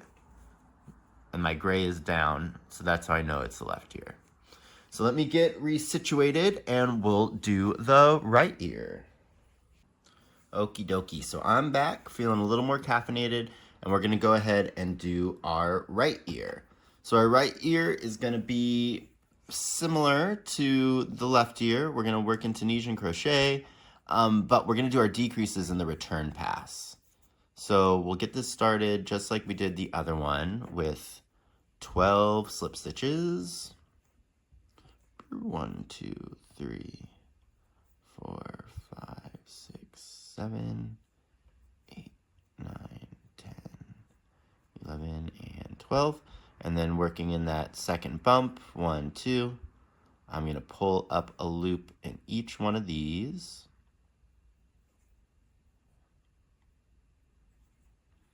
I would assume that if you have one of those ergonomic hooks, that this should work, might be a little bit more difficult. We're not doing that many stitches, but depending on where the grip is on your ergonomic hook, it might make it a little bit more difficult to get these stitches in place. I don't have a hack for you. I'm just acknowledging your struggle, I suppose.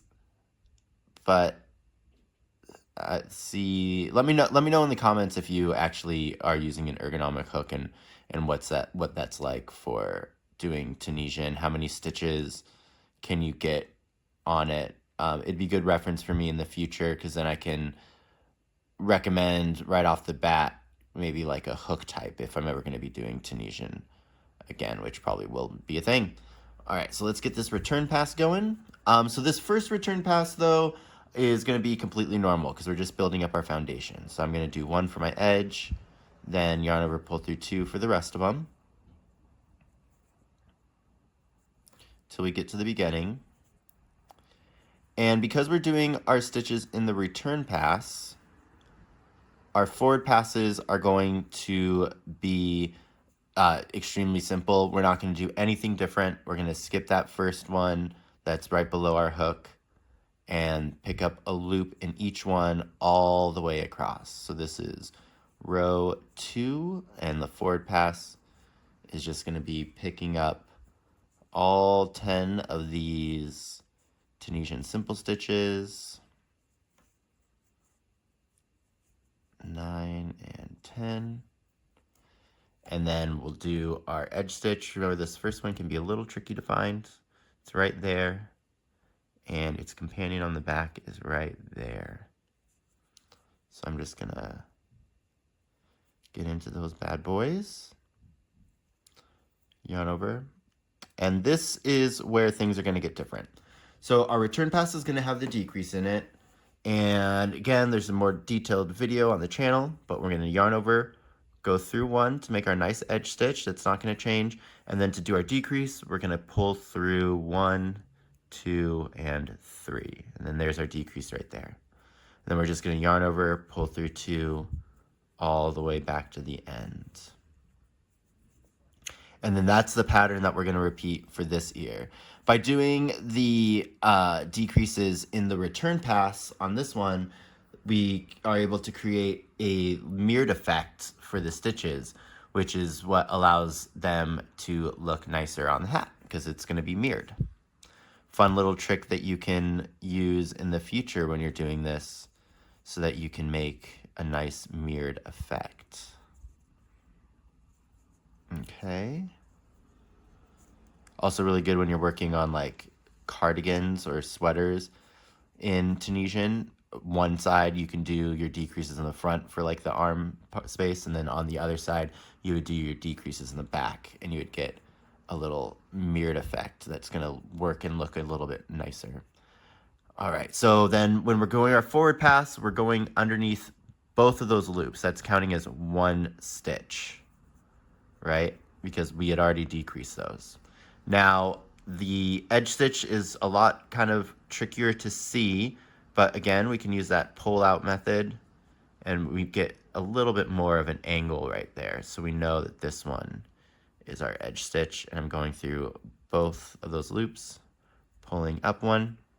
And now the return pass for row 3, gonna go through our edge stitch like normal, and then I'm gonna yarn over, and I'm gonna pull through 1, 2, and 3 stitches, and then like normal.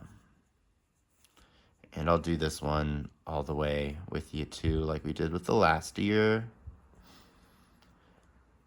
Just for fun. Miss you guys. All right, so 4, we're gonna pick up all of our stitches. I like Tunisian crochet too, because it kind of just guides you, you know when you're there or not. You don't really have to count as much, though you probably should. And then remember, going through both legs of that decrease, because that's 1 stitch. And then our edge stitch, we can pull it out if we're having trouble finding it, but it's this one right here. And then yarn over, pull through 1, and then our decrease, say it with me, 1, 2, 3. Great job. And let's go. So that was row 1, 2, 3, 4, and now for 5. pick them all up. This one's gonna have a little kind of not as intuitive thing at the end of it too, kind of like our last one did. Getting into my edge stitch, maybe. There we go. That's something that I'll mention for the people out there is you can feel whether or not you went into that edge stitch correctly. Because if there's absolutely no resistance, then you just went into that edge space. You should be able to feel, you'll feel the yarn beneath or around the hook if you actually picked up the stitch in the right spot. Going underneath both of the ones for my decrease. Yarn over, pull through 3, 2, oops.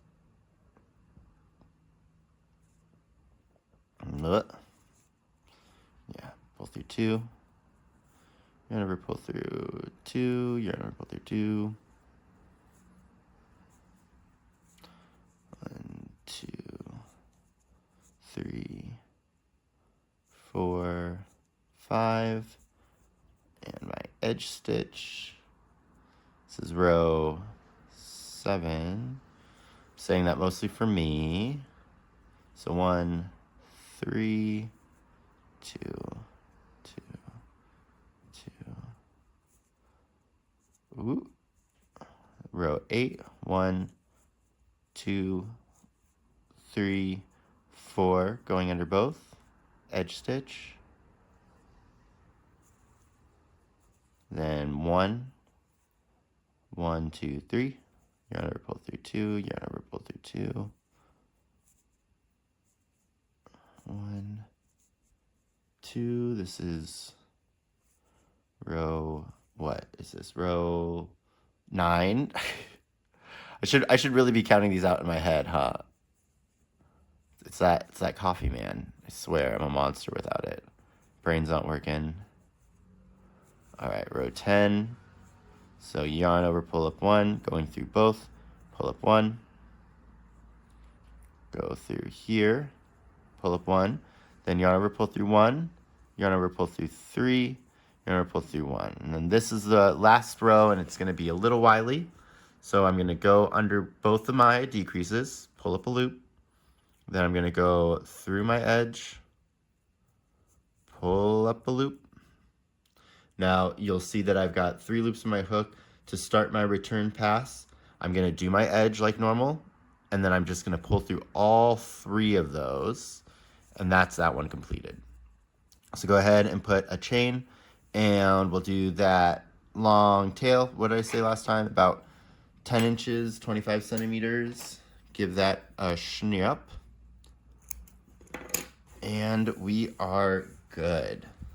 So we'll give this one a little kind of tug about too to straighten it out. Remember, if yours is excessively curly, you either want to redo it or hit it with the steam. If after you hit it with the steam, it continues to curl really bad, that's how you'll know that you should probably just kind of redo the stitch in general. Okay, so now for this one, this is gonna be our right ear. So it's gonna go like this. We're gonna start doing our border around it in this corner space. So that first chain space that we did, or the starting chain, we're gonna go right into that bad boy. And then to make sure that what I told you with the orientation of the gray tail, to make sure that that's correct, we're going to do our long sewing tail as we begin. So remember, we want at least a foot, 30 centimeters of yarn. I'm gonna go a little bit bigger just because I'm balling out here. And then we'll be in our chain space. And I'm gonna pull up a loop.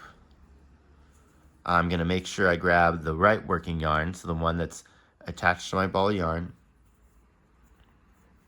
I'm gonna chain that up, and we can encase this pink tail as we go along, and we're gonna start with a stacked single crochet going into the side, just as normal. Perfect. And then we're going to do a double crochet into here. Bloop, bloop, bloop. And then we're going to do our 10 again. This side, it's a lot easier to see where our next stitch is because we're working along that nice edge that we made. So we're just going to put one into each of these edge stitches.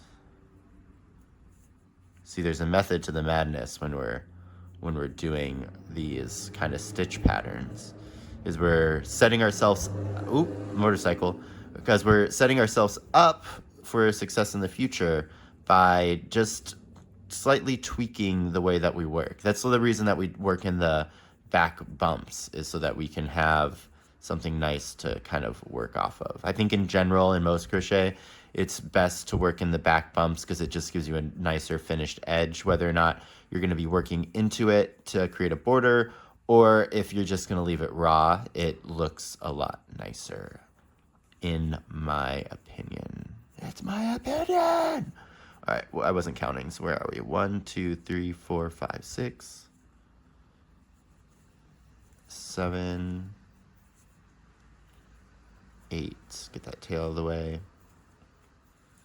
9 and 10. So this stitch can be a little bit tricky to find. But if we kind of look at it, we have all of our stitches going down, and then we have this weird little corner bump. We're going to work into the corner bump. So the way that we're going to do it is we're just going to work into that back loop, and we're going to do our double crochet increase into the back loop of this corner bump. So I'm just going to go right into there. Yarn over, pull through 2. Yarn over, pull through 2. All right, and then we're going to do 10 down the sides, going through both loops of those nice little chains for us. So there's 1, 2, ooh, I need more yarn. 2, 3,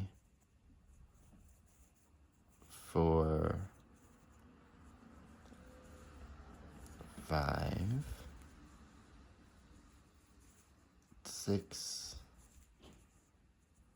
7, 8, 9, and 10. And then we have our last one, which is going to be 2 double crochets. So we're just doing an increase of double crochets in that last stitch, and we are good to go. So that's going to be our left ear all done. So let's go ahead and chain one. Make this one, doesn't actually need to be that long because we're not sewing or doing anything with it. We're just going to weave it in. So I'm just going to make this a small guy. Give it a snip. And there we go, left ear completed. So remember that this tail, the side that it's on, should be pointing down. It should be on the closest to the vertical side of the hat. So our next thing, now that we have these done, is to sew these ears onto the hat and then shape them. So we're going to have a set change so I can get a better angle, and I will see you in a few. Get your needles ready, y'all. Okay, so time to sew. First off, let's get these oriented. Remember that the tail for your body color, for the hat color, is going to be on the vertical side of the hat. So we'll get those orientated just here so you can kind of see what we're working with. And the first thing that I want us to do is we're going to take our ear that's the right one, when we're looking at it, at least the right one. And I'm going to thread that long tail. And because we made the tail at the beginning of our piece, it's oriented down here at the bottom, and I just want to bring it to the top of that stitch.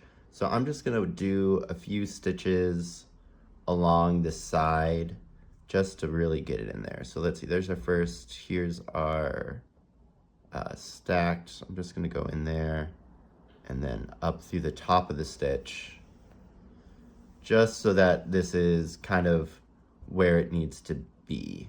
You see that? So now we have it coming up at the top like we would on the other one. So that being said, I'm going to just sew the left one on with you guys, and I'm gonna do the right one on off screen, just because if I show you one, you can figure out the other one. So the first thing that I'm gonna wanna do is find this little corner right here. I'm gonna do a stitch marker, and I'm gonna stitch mark it up to this corner as well. And where I'm gonna go is right here. So if we look at this corner piece, we can kind of see that we have these stitches that are straight and then these ones that kind of go off. So I'm gonna put the corner right into here. This isn't really an exact science per se, but this is just kind of there to hold it down to make it easier for us to sew. So let's go ahead and get this tail on my hook. Bloop, bloop, bloop. All right. And I'm gonna fold this down too, just so that it's a little bit easier for us to work with. And with this lined up, first we're gonna go up the side and over to kind of get this in place. And the way that I'm gonna wanna do this is we have this laying flat. If we look at this kind of sandwiched up, we have our V's from our ear and then the stitches from our hat. So I'm gonna lie this flat without any stretching, and I'm gonna do my first stitch going over the hat and just into one of these stitches. Now I'm not going underneath the whole stitch, I'm just going into the side of that stitch. Whoop. And then I'm gonna go up just through that back loop. You see that? It's just the back loop of this stitch in the ear. And then I'm gonna pull that pretty tight. Then I'm gonna go into the next one where I'm gonna go up into the stitch and then up through the back loop of that border on my ear. Now, these aren't going to be one for one. So what I mean is it's like you're not gonna do one stitch here is going to be equal to one stitch, because this isn't going to go through all of those rows. So we're just going to work them kind of where they lie. If you did the Pokemon tutorial, that one's slightly different because we're doing one stitch, like a stitch for a stitch, but not here. Well, I guess you wouldn't have done that on the Pokemon. Oh, no, yeah, for the...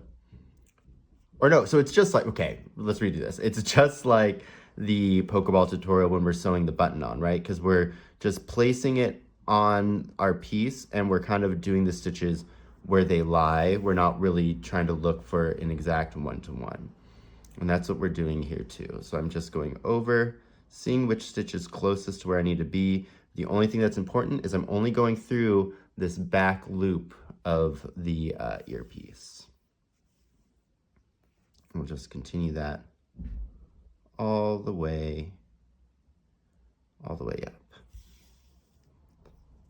And I'm pulling them fairly tight, not tight enough to make it pucker, but just tight enough that it's secured down.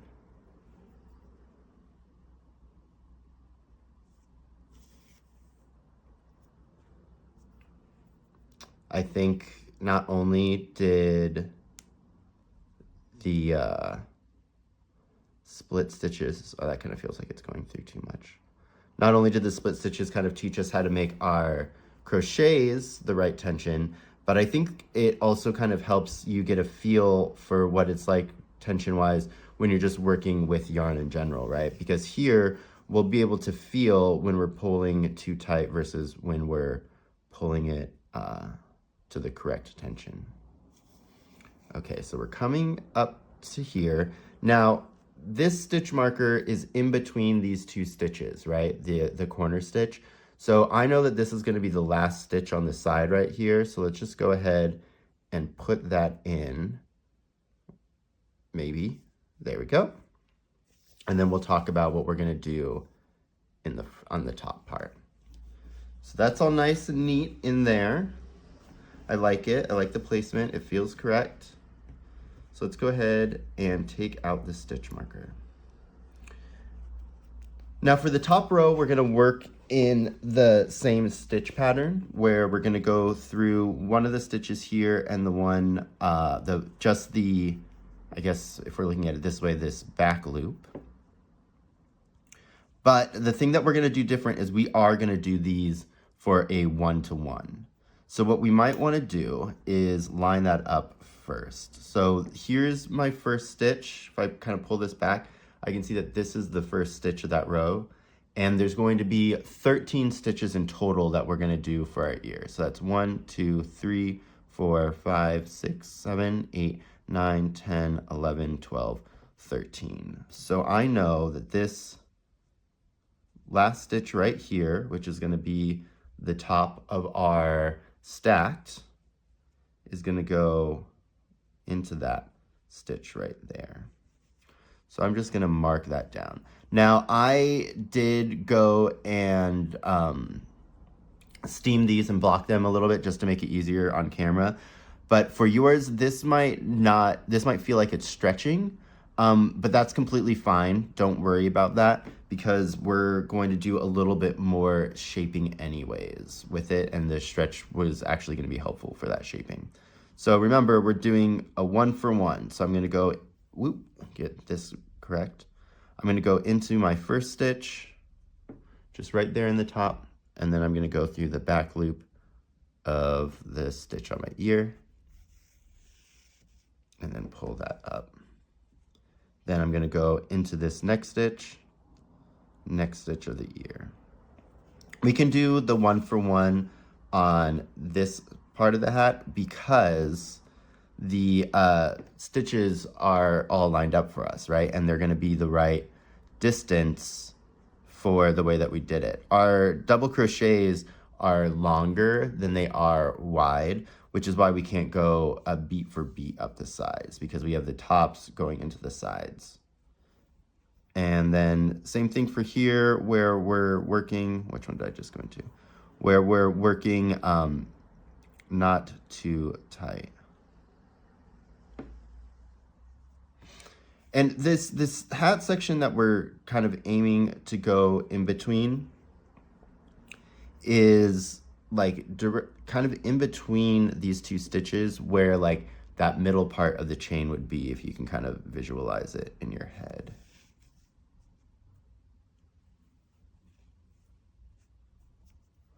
All right, we are almost there, about halfway done.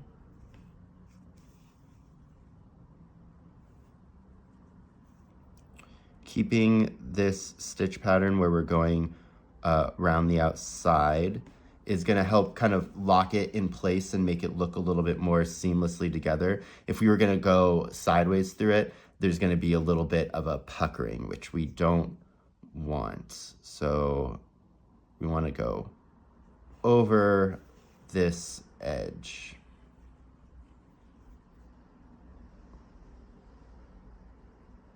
Going into my next stitch.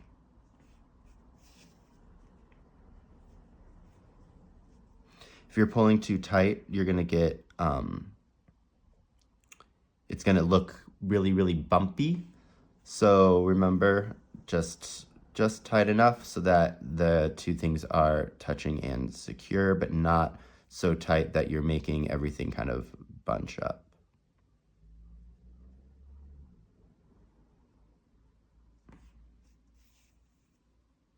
Okay, so I'm in my second to last stitch.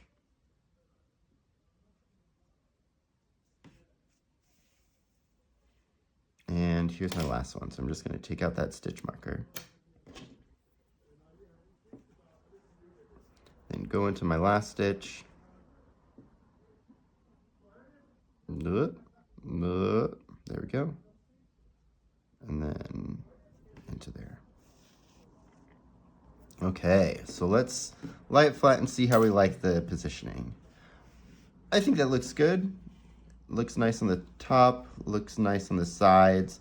Again, going over is what really kind of locks that in to make it look as seamless as possible. So now that we have that final stitch in, we like the placement. I'm gonna go in and I'm gonna do one more stitch through that. It's just exact same location to lock that in place. Because we're gonna use this yarn again. So just go ahead and unthread it, but don't cut the yarn, keep it on the hat. We're gonna come back to it.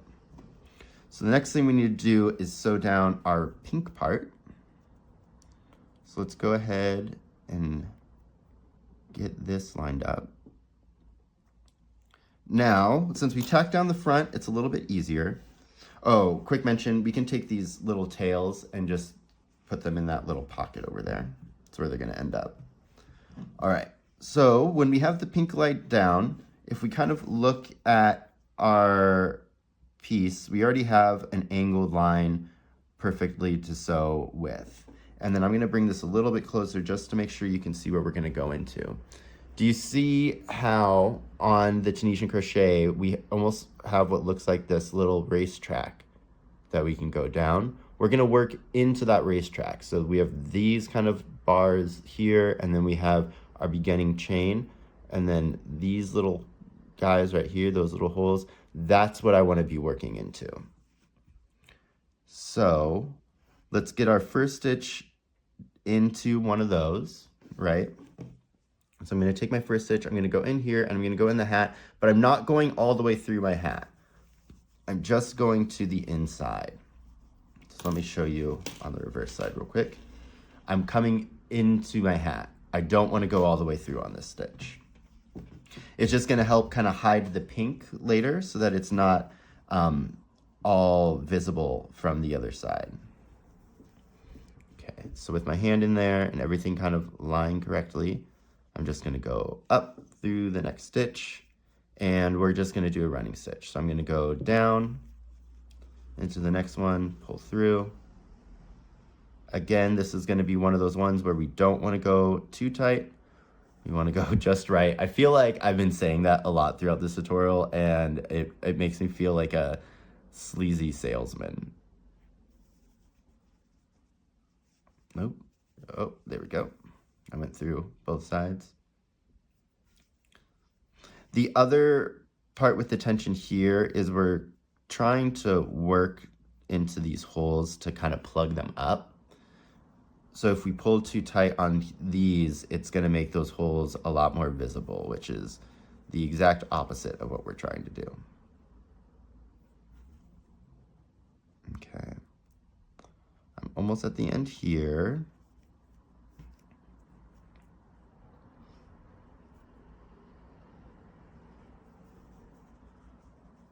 All right. And now, because of the other shaping that we're gonna do, this edge can get, we really wanna tack this edge down. We wanna make sure that it's super secure. So what I'm gonna do once I get to the end over here is I'm gonna go through the stitch, like just how we would, just going straight through that pink. But I'm gonna come, oop, my needle came undone. Let's get this back on there. Okay, so I went through my stitch, right? I'm gonna come back up through that hole that I just did. And now I'm going up and under, but through the opposite stitches, right? So before, I don't know if you can kind of see, but there's that stitch that I made that went over this stitch, and then it went into over here. Now I'm gonna, this one doesn't have a stitch on top of it. I'm gonna put a stitch into that same spot. And I'm basically just doubling back through all my stitches to get a nice cleaner line. So now I'm gonna go up from where that last run went. And I'm gonna cover the other stitch.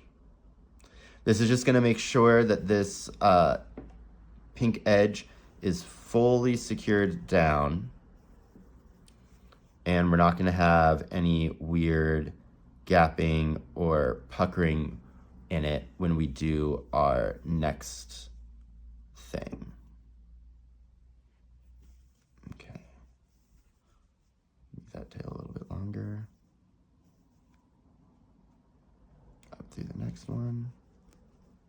If you're having trouble with keeping everything in the right place, feel free to use stitch markers or even those little like sewing pins to hold down the fabric. No shame in that.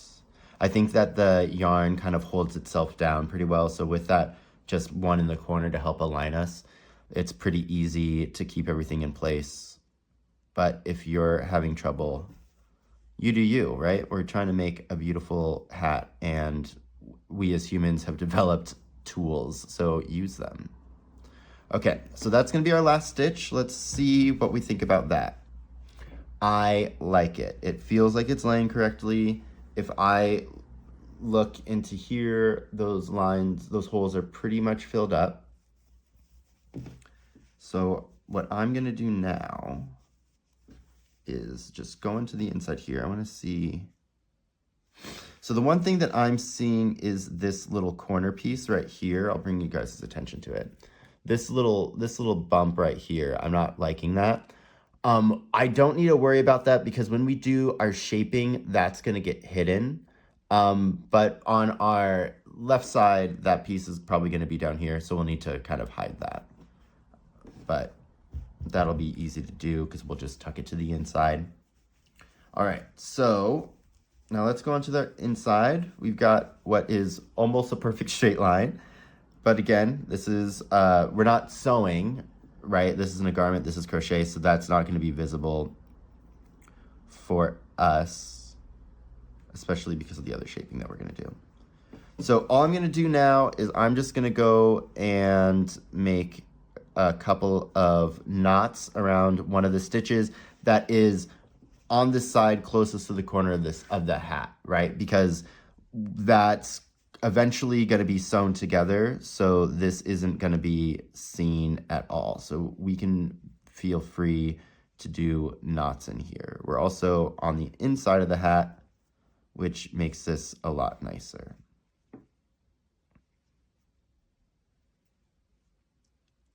Okay, and I'll do one more through there just for good measure. If you're not a knot fan, feel free to weave in the ends instead, but just weave up towards this section so that you don't see the stitches. So then I'm just gonna take my needle and I'm gonna put it through. I can feel right now that this is being sandwiched in between the little ear part and the hat itself. So I'm just gonna pull that little tail through there, and I'm gonna pull it just taut enough that it kind of cinches the things together, give it a snip, and then it'll hide inside. So let's look at the front. Pop out that corner again. And there we go. So that's our first ear. We've got the pink tacked down. We have our ear on there in a secure fashion. And remember, we left this tail. So I'm gonna go ahead and get my other ear sewn on. So the things that you'll notice about this one is the thing that I was saying about here. So our slip knot location, or for our chain for where we stopped it, is gonna be at the front here. So what I would do is kind of work over it to try to lessen it. But again, because that's located at the top here, it's mostly gonna be hidden when we do our last bit of shaping. So don't worry too much about it, but just try to maybe tuck it a little bit out of the way. But I will see you in a second once I'm done sewing this bad boy on. Okay, party people, we are in the home stretch. So our next step is gonna be to shape these ears. Because this is cute as a hat now, but we can make it look even better by giving our ears just a little bit more help. It'll make them look a lot more cat-like as opposed to just triangles on a rectangle. All right, so what we're gonna do is we're gonna do a running stitch, which is pretty much what we just did with the pink, and we're gonna do it along the ear line. So to start off, remember we've gone around and we've locked this stitch in place. We wanna make sure that we secure down these little border stitches because we didn't actually go through them yet. So I'm gonna go down through the side of that border stitch, and I'm going all the way through the hat this time. That's gonna be our first stitch. Now these ones definitely don't need to pull tight, don't even need to really secure it because we're gonna kind of move these around. So our next stitch is gonna come up through the back, but we want to pick up this outermost stitch of the pink. Do you see that? So do you see, it's kind of hard to tell, but if I put these sideways, that's where our little V's are. I wanna grab that outermost stitch of it. It'll be easier to see once I keep on going. So I'm gonna take that, I'm gonna pull that through. Then right here would be the stitch middle, right? So I'm gonna go into there and go all the way through my hat. Just like that. Then I'm gonna come up through the back of my hat into the next one. These stitches can be a little trickier to do just because we're working diagonally through two pieces. So if you need, use some stitch markers to kind of hold everything down in place, but it shouldn't be too terribly difficult. Then we're gonna come up through this next one, which is right there. That'll be good. And then our next one. And you let the needle guide you. So when I'm coming up, like not there we go, no resistance, but I want to be angled over here. The needle will help it so that you're not splitting the yarn, which in some cases can be good, but in this case it's bad because of the next step that we're gonna do is gonna be a little tricky if we have split the yarn, because there's gonna be more, what do you call that? Friction, and we don't want the friction. All right, so I'm coming up here through my last stitch. Oh, there we go.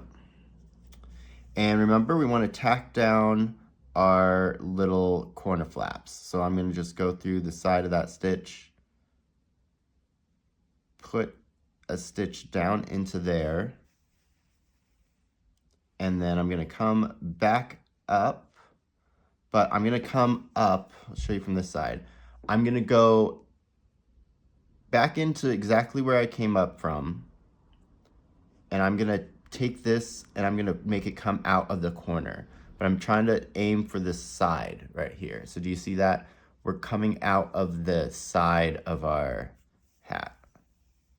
Perfect.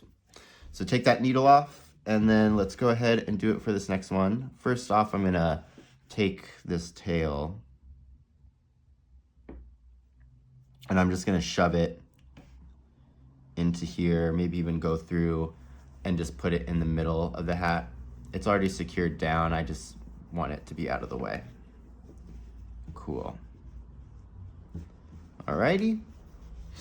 And we're just gonna do the same thing on the side. So we're gonna follow the curve that or the line that we've already made. Let's actually straighten this out to make it look a little bit nicer and neater. There we go. And I'm gonna start by going into the side of that stitch and all the way through my hat. I'm getting a lot of resistance, so I'm gonna move where I'm aiming. There we go. And remember, like I said, we don't really need to worry too much about that pink bump because we're gonna cover that later. So we're just gonna come back up through the outer edge of this pink stitch. Cool. Down into the next one. These ones are a little bit easier to work into. I don't know if you can see this, but that's our V. So I'm gonna go into that second, I guess it would be the stitch that's closest to the hat. And I'm gonna pull through. Now, I think I distorted it, so I'm gonna lay it down, get it all lined up again, and then we will continue going. So I'm gonna come up through the next one, then down. This is the relaxing part, maybe? I don't know. I think the ribbing was the relaxing part because you kind of get into the flow. I always find the sewing part to be a little nerve-wracking because you have to pay attention to what you're doing. For some reason, sewing just feels so much more final and like so much harder to undo as opposed to the crochet, because you can't really just pull it out. It's a little more involved than that. There we go. Okay.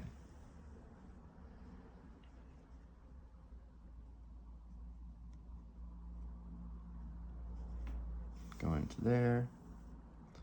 Going into the next one. And we're almost at the end. Remember, we're going all the way through our hat this time.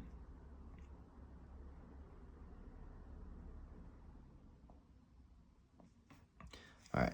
It's tempting to put a stitch into this little gap right here, but I'm not going to do that because it's going to close itself up. I'm just going to go into the side of my stitch. Oops. Let me redo my yarn. And then on this side, I'm going to come back up through the other side of the stitch and then go. So this whole little thing, oh, and then I want to put this back in and I want to come out this side like I did on my last one. Okay. So now these stitches, though they do need to be neat, they don't need to be exact because of the next step that we're going to do.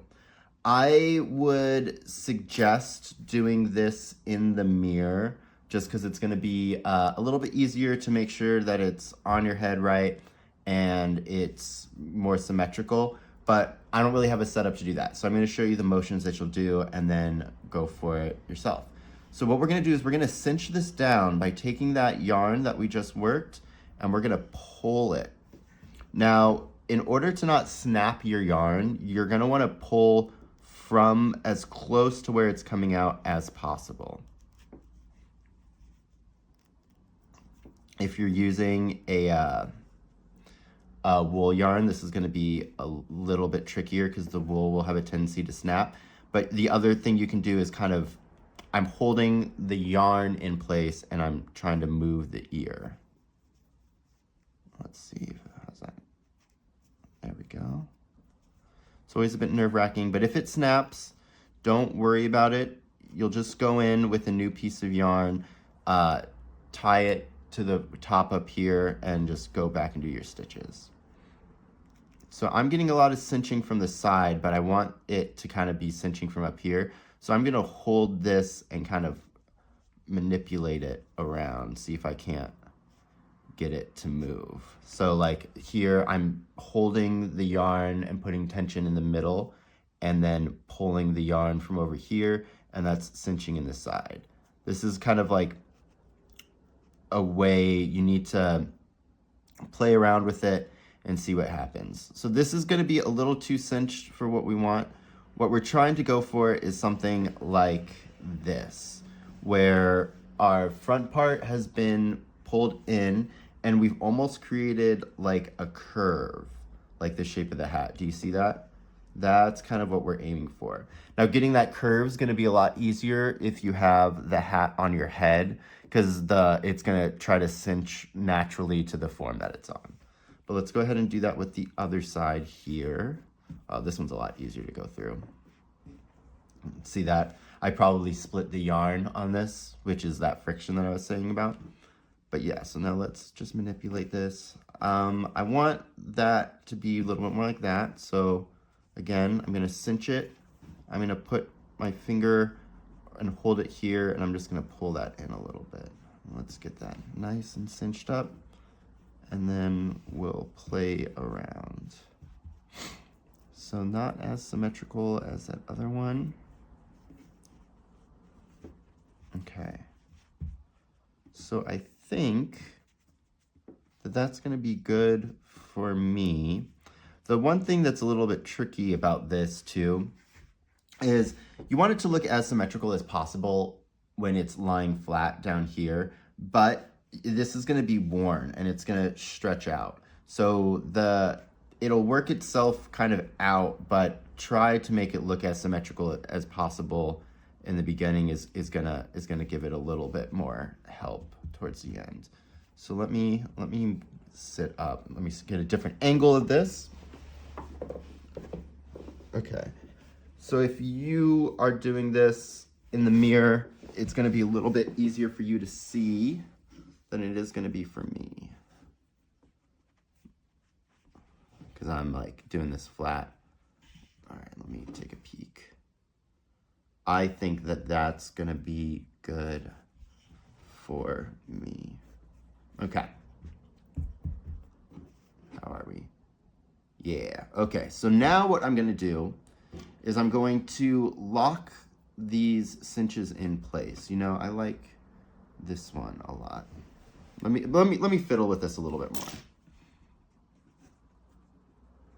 I think what's happening here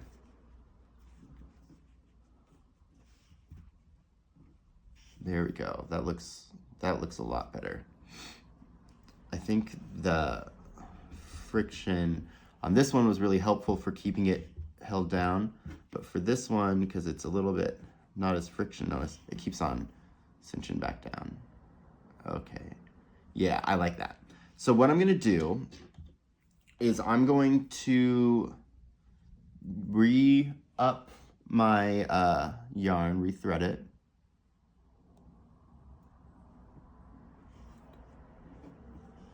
I'm gonna hold this in place, and I'm just gonna put in one more stitch just to kind of lock in where I've got that cinching going on. It's not too terribly important where the stitch goes. We just wanna make sure that we're locking in our hard work that we just did. Cool, nice. Now let's go ahead and do that on the other side as well. Sorry, I'm just getting resituated. Okay.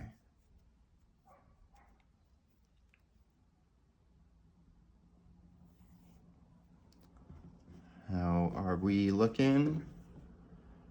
Cool, yeah, we're looking good. So I'm gonna hold that in place, and I'm just gonna do another stitch around everything just to make sure that that gets locked in. Okay. So now we have the hat basically a little bit rounder. It's looking good. What I want to do now is I'm going to do that running stitch again, but instead of going through the stitches in the ears or whatever, I'm just going to follow that line. So this line right here, I'm just going to follow that down. The benefit that we get from picking up those stitches of the hat, or of the pink ear when we go down, it's this thing called like a mattress stitch. So because we put the tension on it, it actually pulls those stitches down and behind themselves. So it kind of hides and makes a nice line. But again, let me just show you. I'm going up, and this time I'm actually going like in between, like one stitch on each side of the row, but I'm just coming up right next to where that pink is. So I'm going directly next to it. You see that? Directly next to it.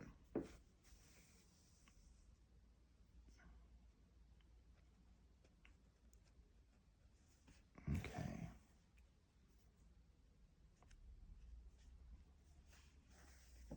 And then this one as well, oh, we don't need to go there. This one we want to kind of pull tighter.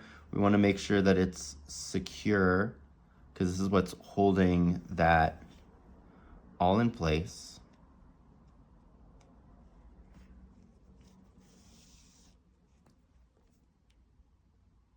Okay, almost there. And the last place where we want to kind of come up is we want to come up through this side piece again. So here's this last stitch. I'm going to just go in real shallow and come up through there. Do you see what I'm doing here? I'm coming back down in, but I'm only kind of going through one layer of the hat, picking up there. That feels good. And then I'm going to do another stitch just to lock it in place and leave it on the hook because we're not done yet. So let's go ahead and do our other side. And we're going to do it the same way, where we're just going to work along this line. This side for me is a little bit more messy, but that's fine. We can try to clean it up a little bit with our stitches coming back up.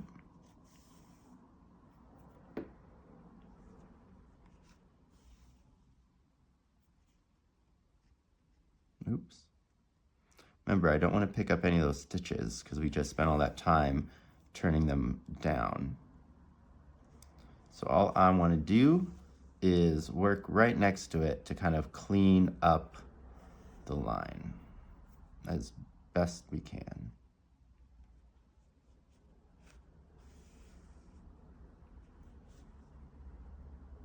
And that stitch was too big. We're trying to keep the stitches nice and neat because, like, as you can see over here, you can see them on the back side. So try to keep it as nice as possible. But depending on your height, people just may not see that. Luckily, I'm slightly taller than average, so not a ton of people are gonna see the top of my head. Ooh, ooh, oh no. There we go. That felt good. A lot of this kind of like sewing is very technical, partially vibes based. Okay. And just like that other one, I'm going to do my last stitch into here, making sure to come up pretty much like in the corner that we just made. And then I'm going to go around there to lock this in place. Okay. Now, this next part you might want to do in the mirror too, but it's going to be a little bit trickier. If you are going to do it in the mirror, bring some sort of stitch marker with you, but I'm going to show you how to do it without the mirror because I think that it's a lot easier. So now what we're going to do is we're going to shape the ears so that they'll naturally have more of like a conical, what would that be, a concave form, like a normal cat's ears would. So I'm going to take the ear that we just did and I'm going to fold it down. So we just made this line, right? We just made the line. I'm taking that and I'm folding it down. And if we look when it's folded down like this, we can still see our ear stitches, right? So I'm going to go through these ear stitches and I'm gonna sew through the first 3 of them. So if I bring this up, I can see there's 1, there's 2, there's 3. I'm gonna sew those down to my hat, but I'm only gonna be going through this top layer of my hat. I'm gonna leave the back intact, but I'm gonna go through this top layer. It's gonna be like when we were sewing the pink. So this stitch is gonna feel kind of hard, and this one we do wanna pull tight. So this is the front loop, right? Because we went into the back loop to sew it down. I'm gonna go into where we actually did the sewing. So I'm going, if this is the front loop, I'm going right behind it to make my first stitch. I'm pulling that through, making sure to only go through one layer of the hat. Maybe if I can find it, got it. Okay, I'm pulling that tight. Now I'm gonna come up through the next stitch. So we did number 1, here's number 2. Gonna come up right behind that. Nice, pull that tight. And let me readjust my holding position. Now I'm gonna go down through the third one. So 1, 2, here's the third one. Gonna go right down behind there. Take that through, pull that tight. Now, our next set of stitches, we just tacked that down, and if we look over here, we have the straight stitches of our hat, right? So I'm gonna follow that, and I'm going to go right from that third stitch where we just put our stitch marker, or put our last stitch in, over to this side. Do it up closer so you can kind of see what we're talking about. So, where's my string on the inside? So if we can see that I just put a stitch into here, right, into this side. So when I'm kind of pulling it and I have the ear up, it's naturally making this divot, which is along those straight lines of the hat. I'm gonna sew into that divot up to where we did our cinch line going back up. So I'm just gonna sew directly into that. So this can be a little bit trickier, but if you pull on the yarn, the ear is gonna naturally wanna go up. So that can kind of help guide you. So I'm gonna go up into that divot spot. And this is gonna be tricky because you're gonna need to work into the sides of the stitches, because if you just work into the middle, you're only gonna be able to get like 1 or 2 stitches in there. And again, we're pulling tight. I'm going up through the side of this stitch. And then here we are with that very last stitch of, what would that be? Where we did our cinching, right? I'm still working only to the inside layer of the hat.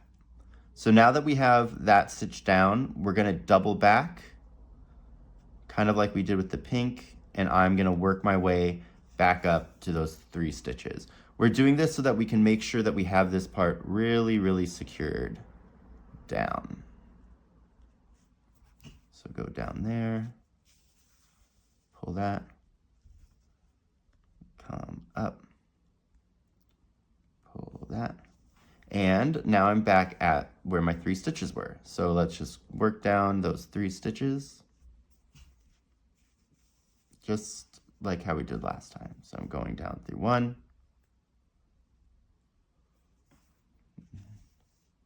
then I'm going down through the next one, and now I'm coming up through that last one. This one's tight, which is what we want. There's a lot of stitches in that stitch. Cool.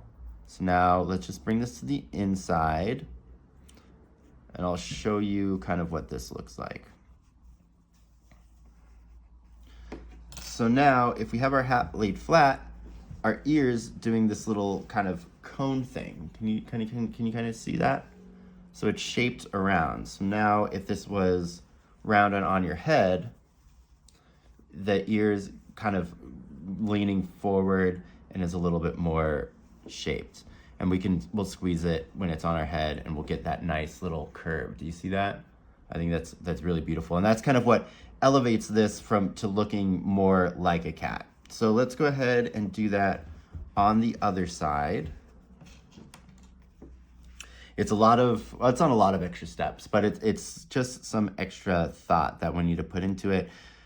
But again, you know, a lot of the times what they say with clothing in general is that the thing that makes expensive clothes expensive is not the materials, because anybody can buy those materials. The materials are going to be the same cost, but it's the construction methods that you use to make it.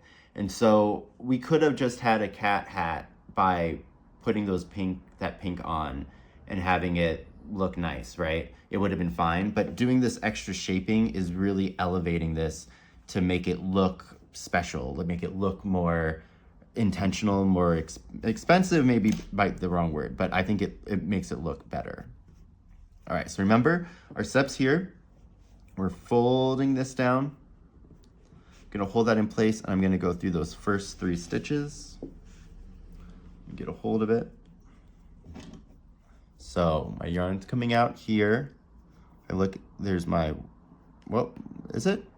Yeah, so it looks like there's 1, 2, and 3.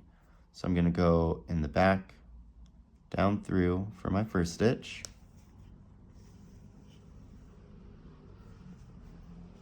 Then I'm gonna come back up through my second. This is when doing it on your head is a little bit easier, because then you can kind of see what you're doing. But the way that you would do this when it's on your head is you would place it on your head and then take your thumbs and push down the ears.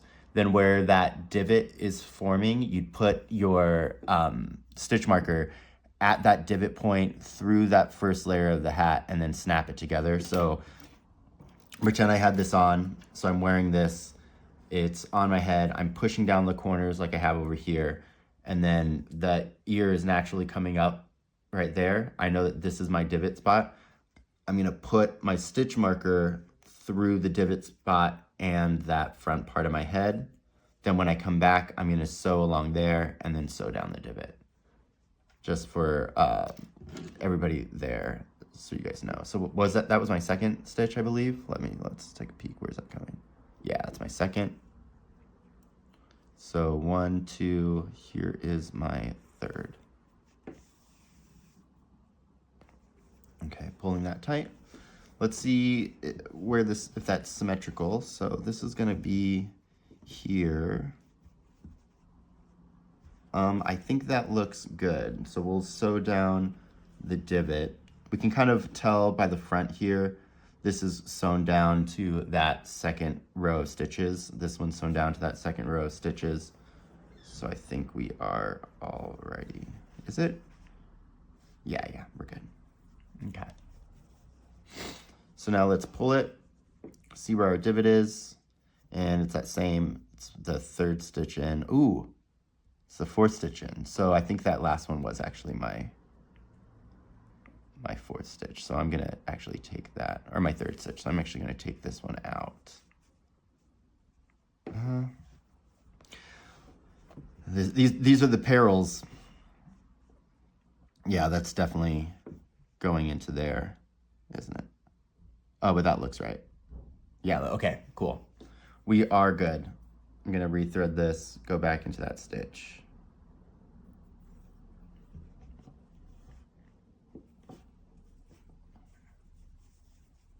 Okay, so pull through here, take this up through here. All right, so our divot is forming.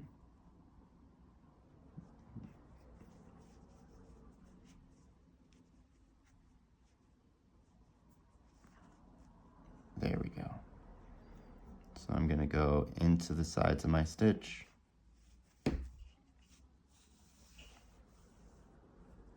Pull it tight. Come back up through the side of the stitch. Lulz, it was even more perilous than I thought. I just ran out of battery. So sorry about that. So let me reorient myself. We were working down through that little divot. So this will be my last stitch going into where we attach the ear, that final line. So I'm just gonna go up through there, and then I'm gonna work my way back just like how I did on the other one. So go through that stitch, the side of the stitch, pull in tight, come up through the next one. There we go. Pull in tight. Whoop. And then we'll go into the side stitch. These are the ones that you really want to make sure are tight so that they don't show. And then I'm gonna come up through the next one. Nice. And then go down through the next one. Nice. That's the tough one. Cool. And then I'm just gonna go up through here, the next one, and go back down for some insurance. All right, I'm getting excited. We're almost there. So let's bring this back up here. We're gonna go ahead and when we look at the back of this now, we had this nice little flattened part, which is what we kind of just sewed down. So we know that that's all covered on the outside. So we really want to secure this. So we're gonna go in here and we're just gonna do a couple of knots just to make sure that this is secure. And remember, this part isn't visible from the outside, so we don't need to worry about it that much. And I'm gonna make these series of knots going as close to this little sandwich part where we sewed the cinching down as possible, because I'm gonna go and hide my tail inside of there. So let's put another knot kind of close to that crease, work our way across, and then I'm just going to take my yarn, put it into the crease right there, kind of feel around, because what I'm aiming for is to be in between these two parts of the hat, right where we sandwiched it. So if I come, my needle's gone, so I'll just take it, poke it through there, leave it there for a second. Got some pink showing on the back. We can move that around, that's fine. Okay, so then I'm gonna take this other tail and I'm gonna put it in the same place as I put that last one.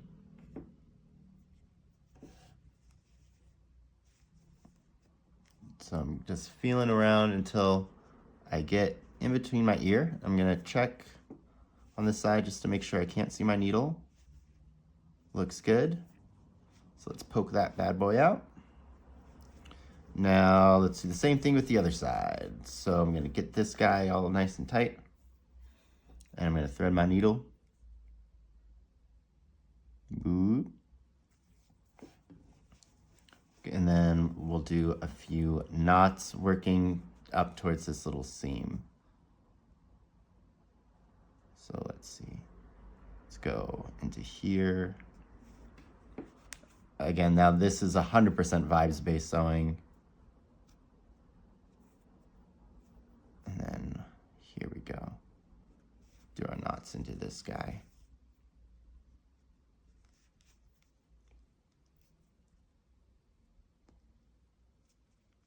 All right. I always feel like 3 knots feels like the most secure. I don't know why, but you do you.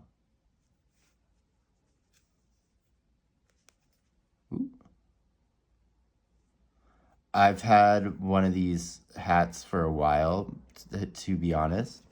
I made it like maybe a couple years ago, but now that we have the channel, I decided to release a pattern for it. But I've put it through the washing machine like multiple times with just those 3 knots, and it's been completely fine. So now we'll do like normal, where we give it a little bit of a tug and a snip so that it hides itself back in there. Let's do it with these two too. A little bit of a tug and a snip. A little bit of a tug and a snip. But that is it, guys. Look at that. We did it. We have a cute little hat now, a cute little cat hat. So I'm gonna go away and I'll see you in the outro. We'll talk about what we did. And yeah, I'm super excited. See you guys in a sec. All right, y'all, we did it. Cute little Sailor Moon hat. I've got the one of the Diana, the gray one variety. But there's a few things that I want to highlight in our outro. So first off, congrats on doing all of those slip stitches. You know, tension is one of those things that's super important in crochet and most fiber arts in general, but it's not usually a skill that people take the time to really focus on. They kind of just like learn tension as they're going. And this gave us like a lot of opportunity to really kind of feel out tension and kind of explore that. So congratulations on that. Also, while we're on the brim, I think this patch is really interesting, right? We used stitch height to kind of manipulate our form. So if we look really closely, our center isn't technically in the center, right? Our magic ring. So that's interesting and maybe something to consider in the future, kind of playing around with stitch heights. Also, I like this idea of incorporating granny squares into larger pieces. You know, you see those sweaters that are like granny square sweaters or like a granny square cardigan, but let's see what granny squares can do in amigurumi, you know?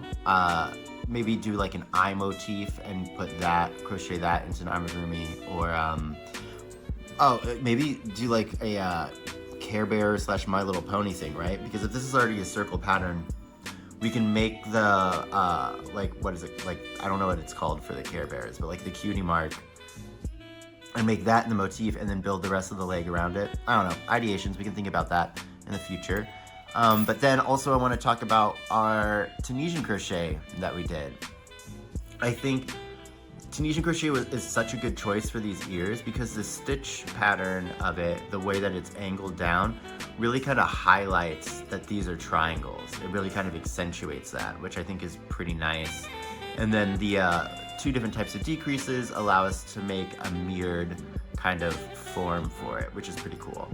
And then the ears, doing the extra shaping on the ears, I think just really accentuates the catness of it.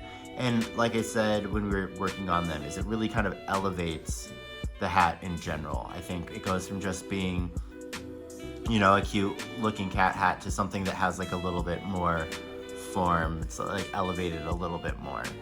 But yeah, I know it's summertime, so it might be weird to make a small cap, but you know, it's a skull cap and it's winter in the southern hemisphere. So make another one, you know, go with your Artemis, make the OG Luna. As always, I'm gonna have the crochet written pattern up on my Etsy for sale. And yeah, I think that's it, guys. Please comment, like, and subscribe. Let me know what you want to see in the future.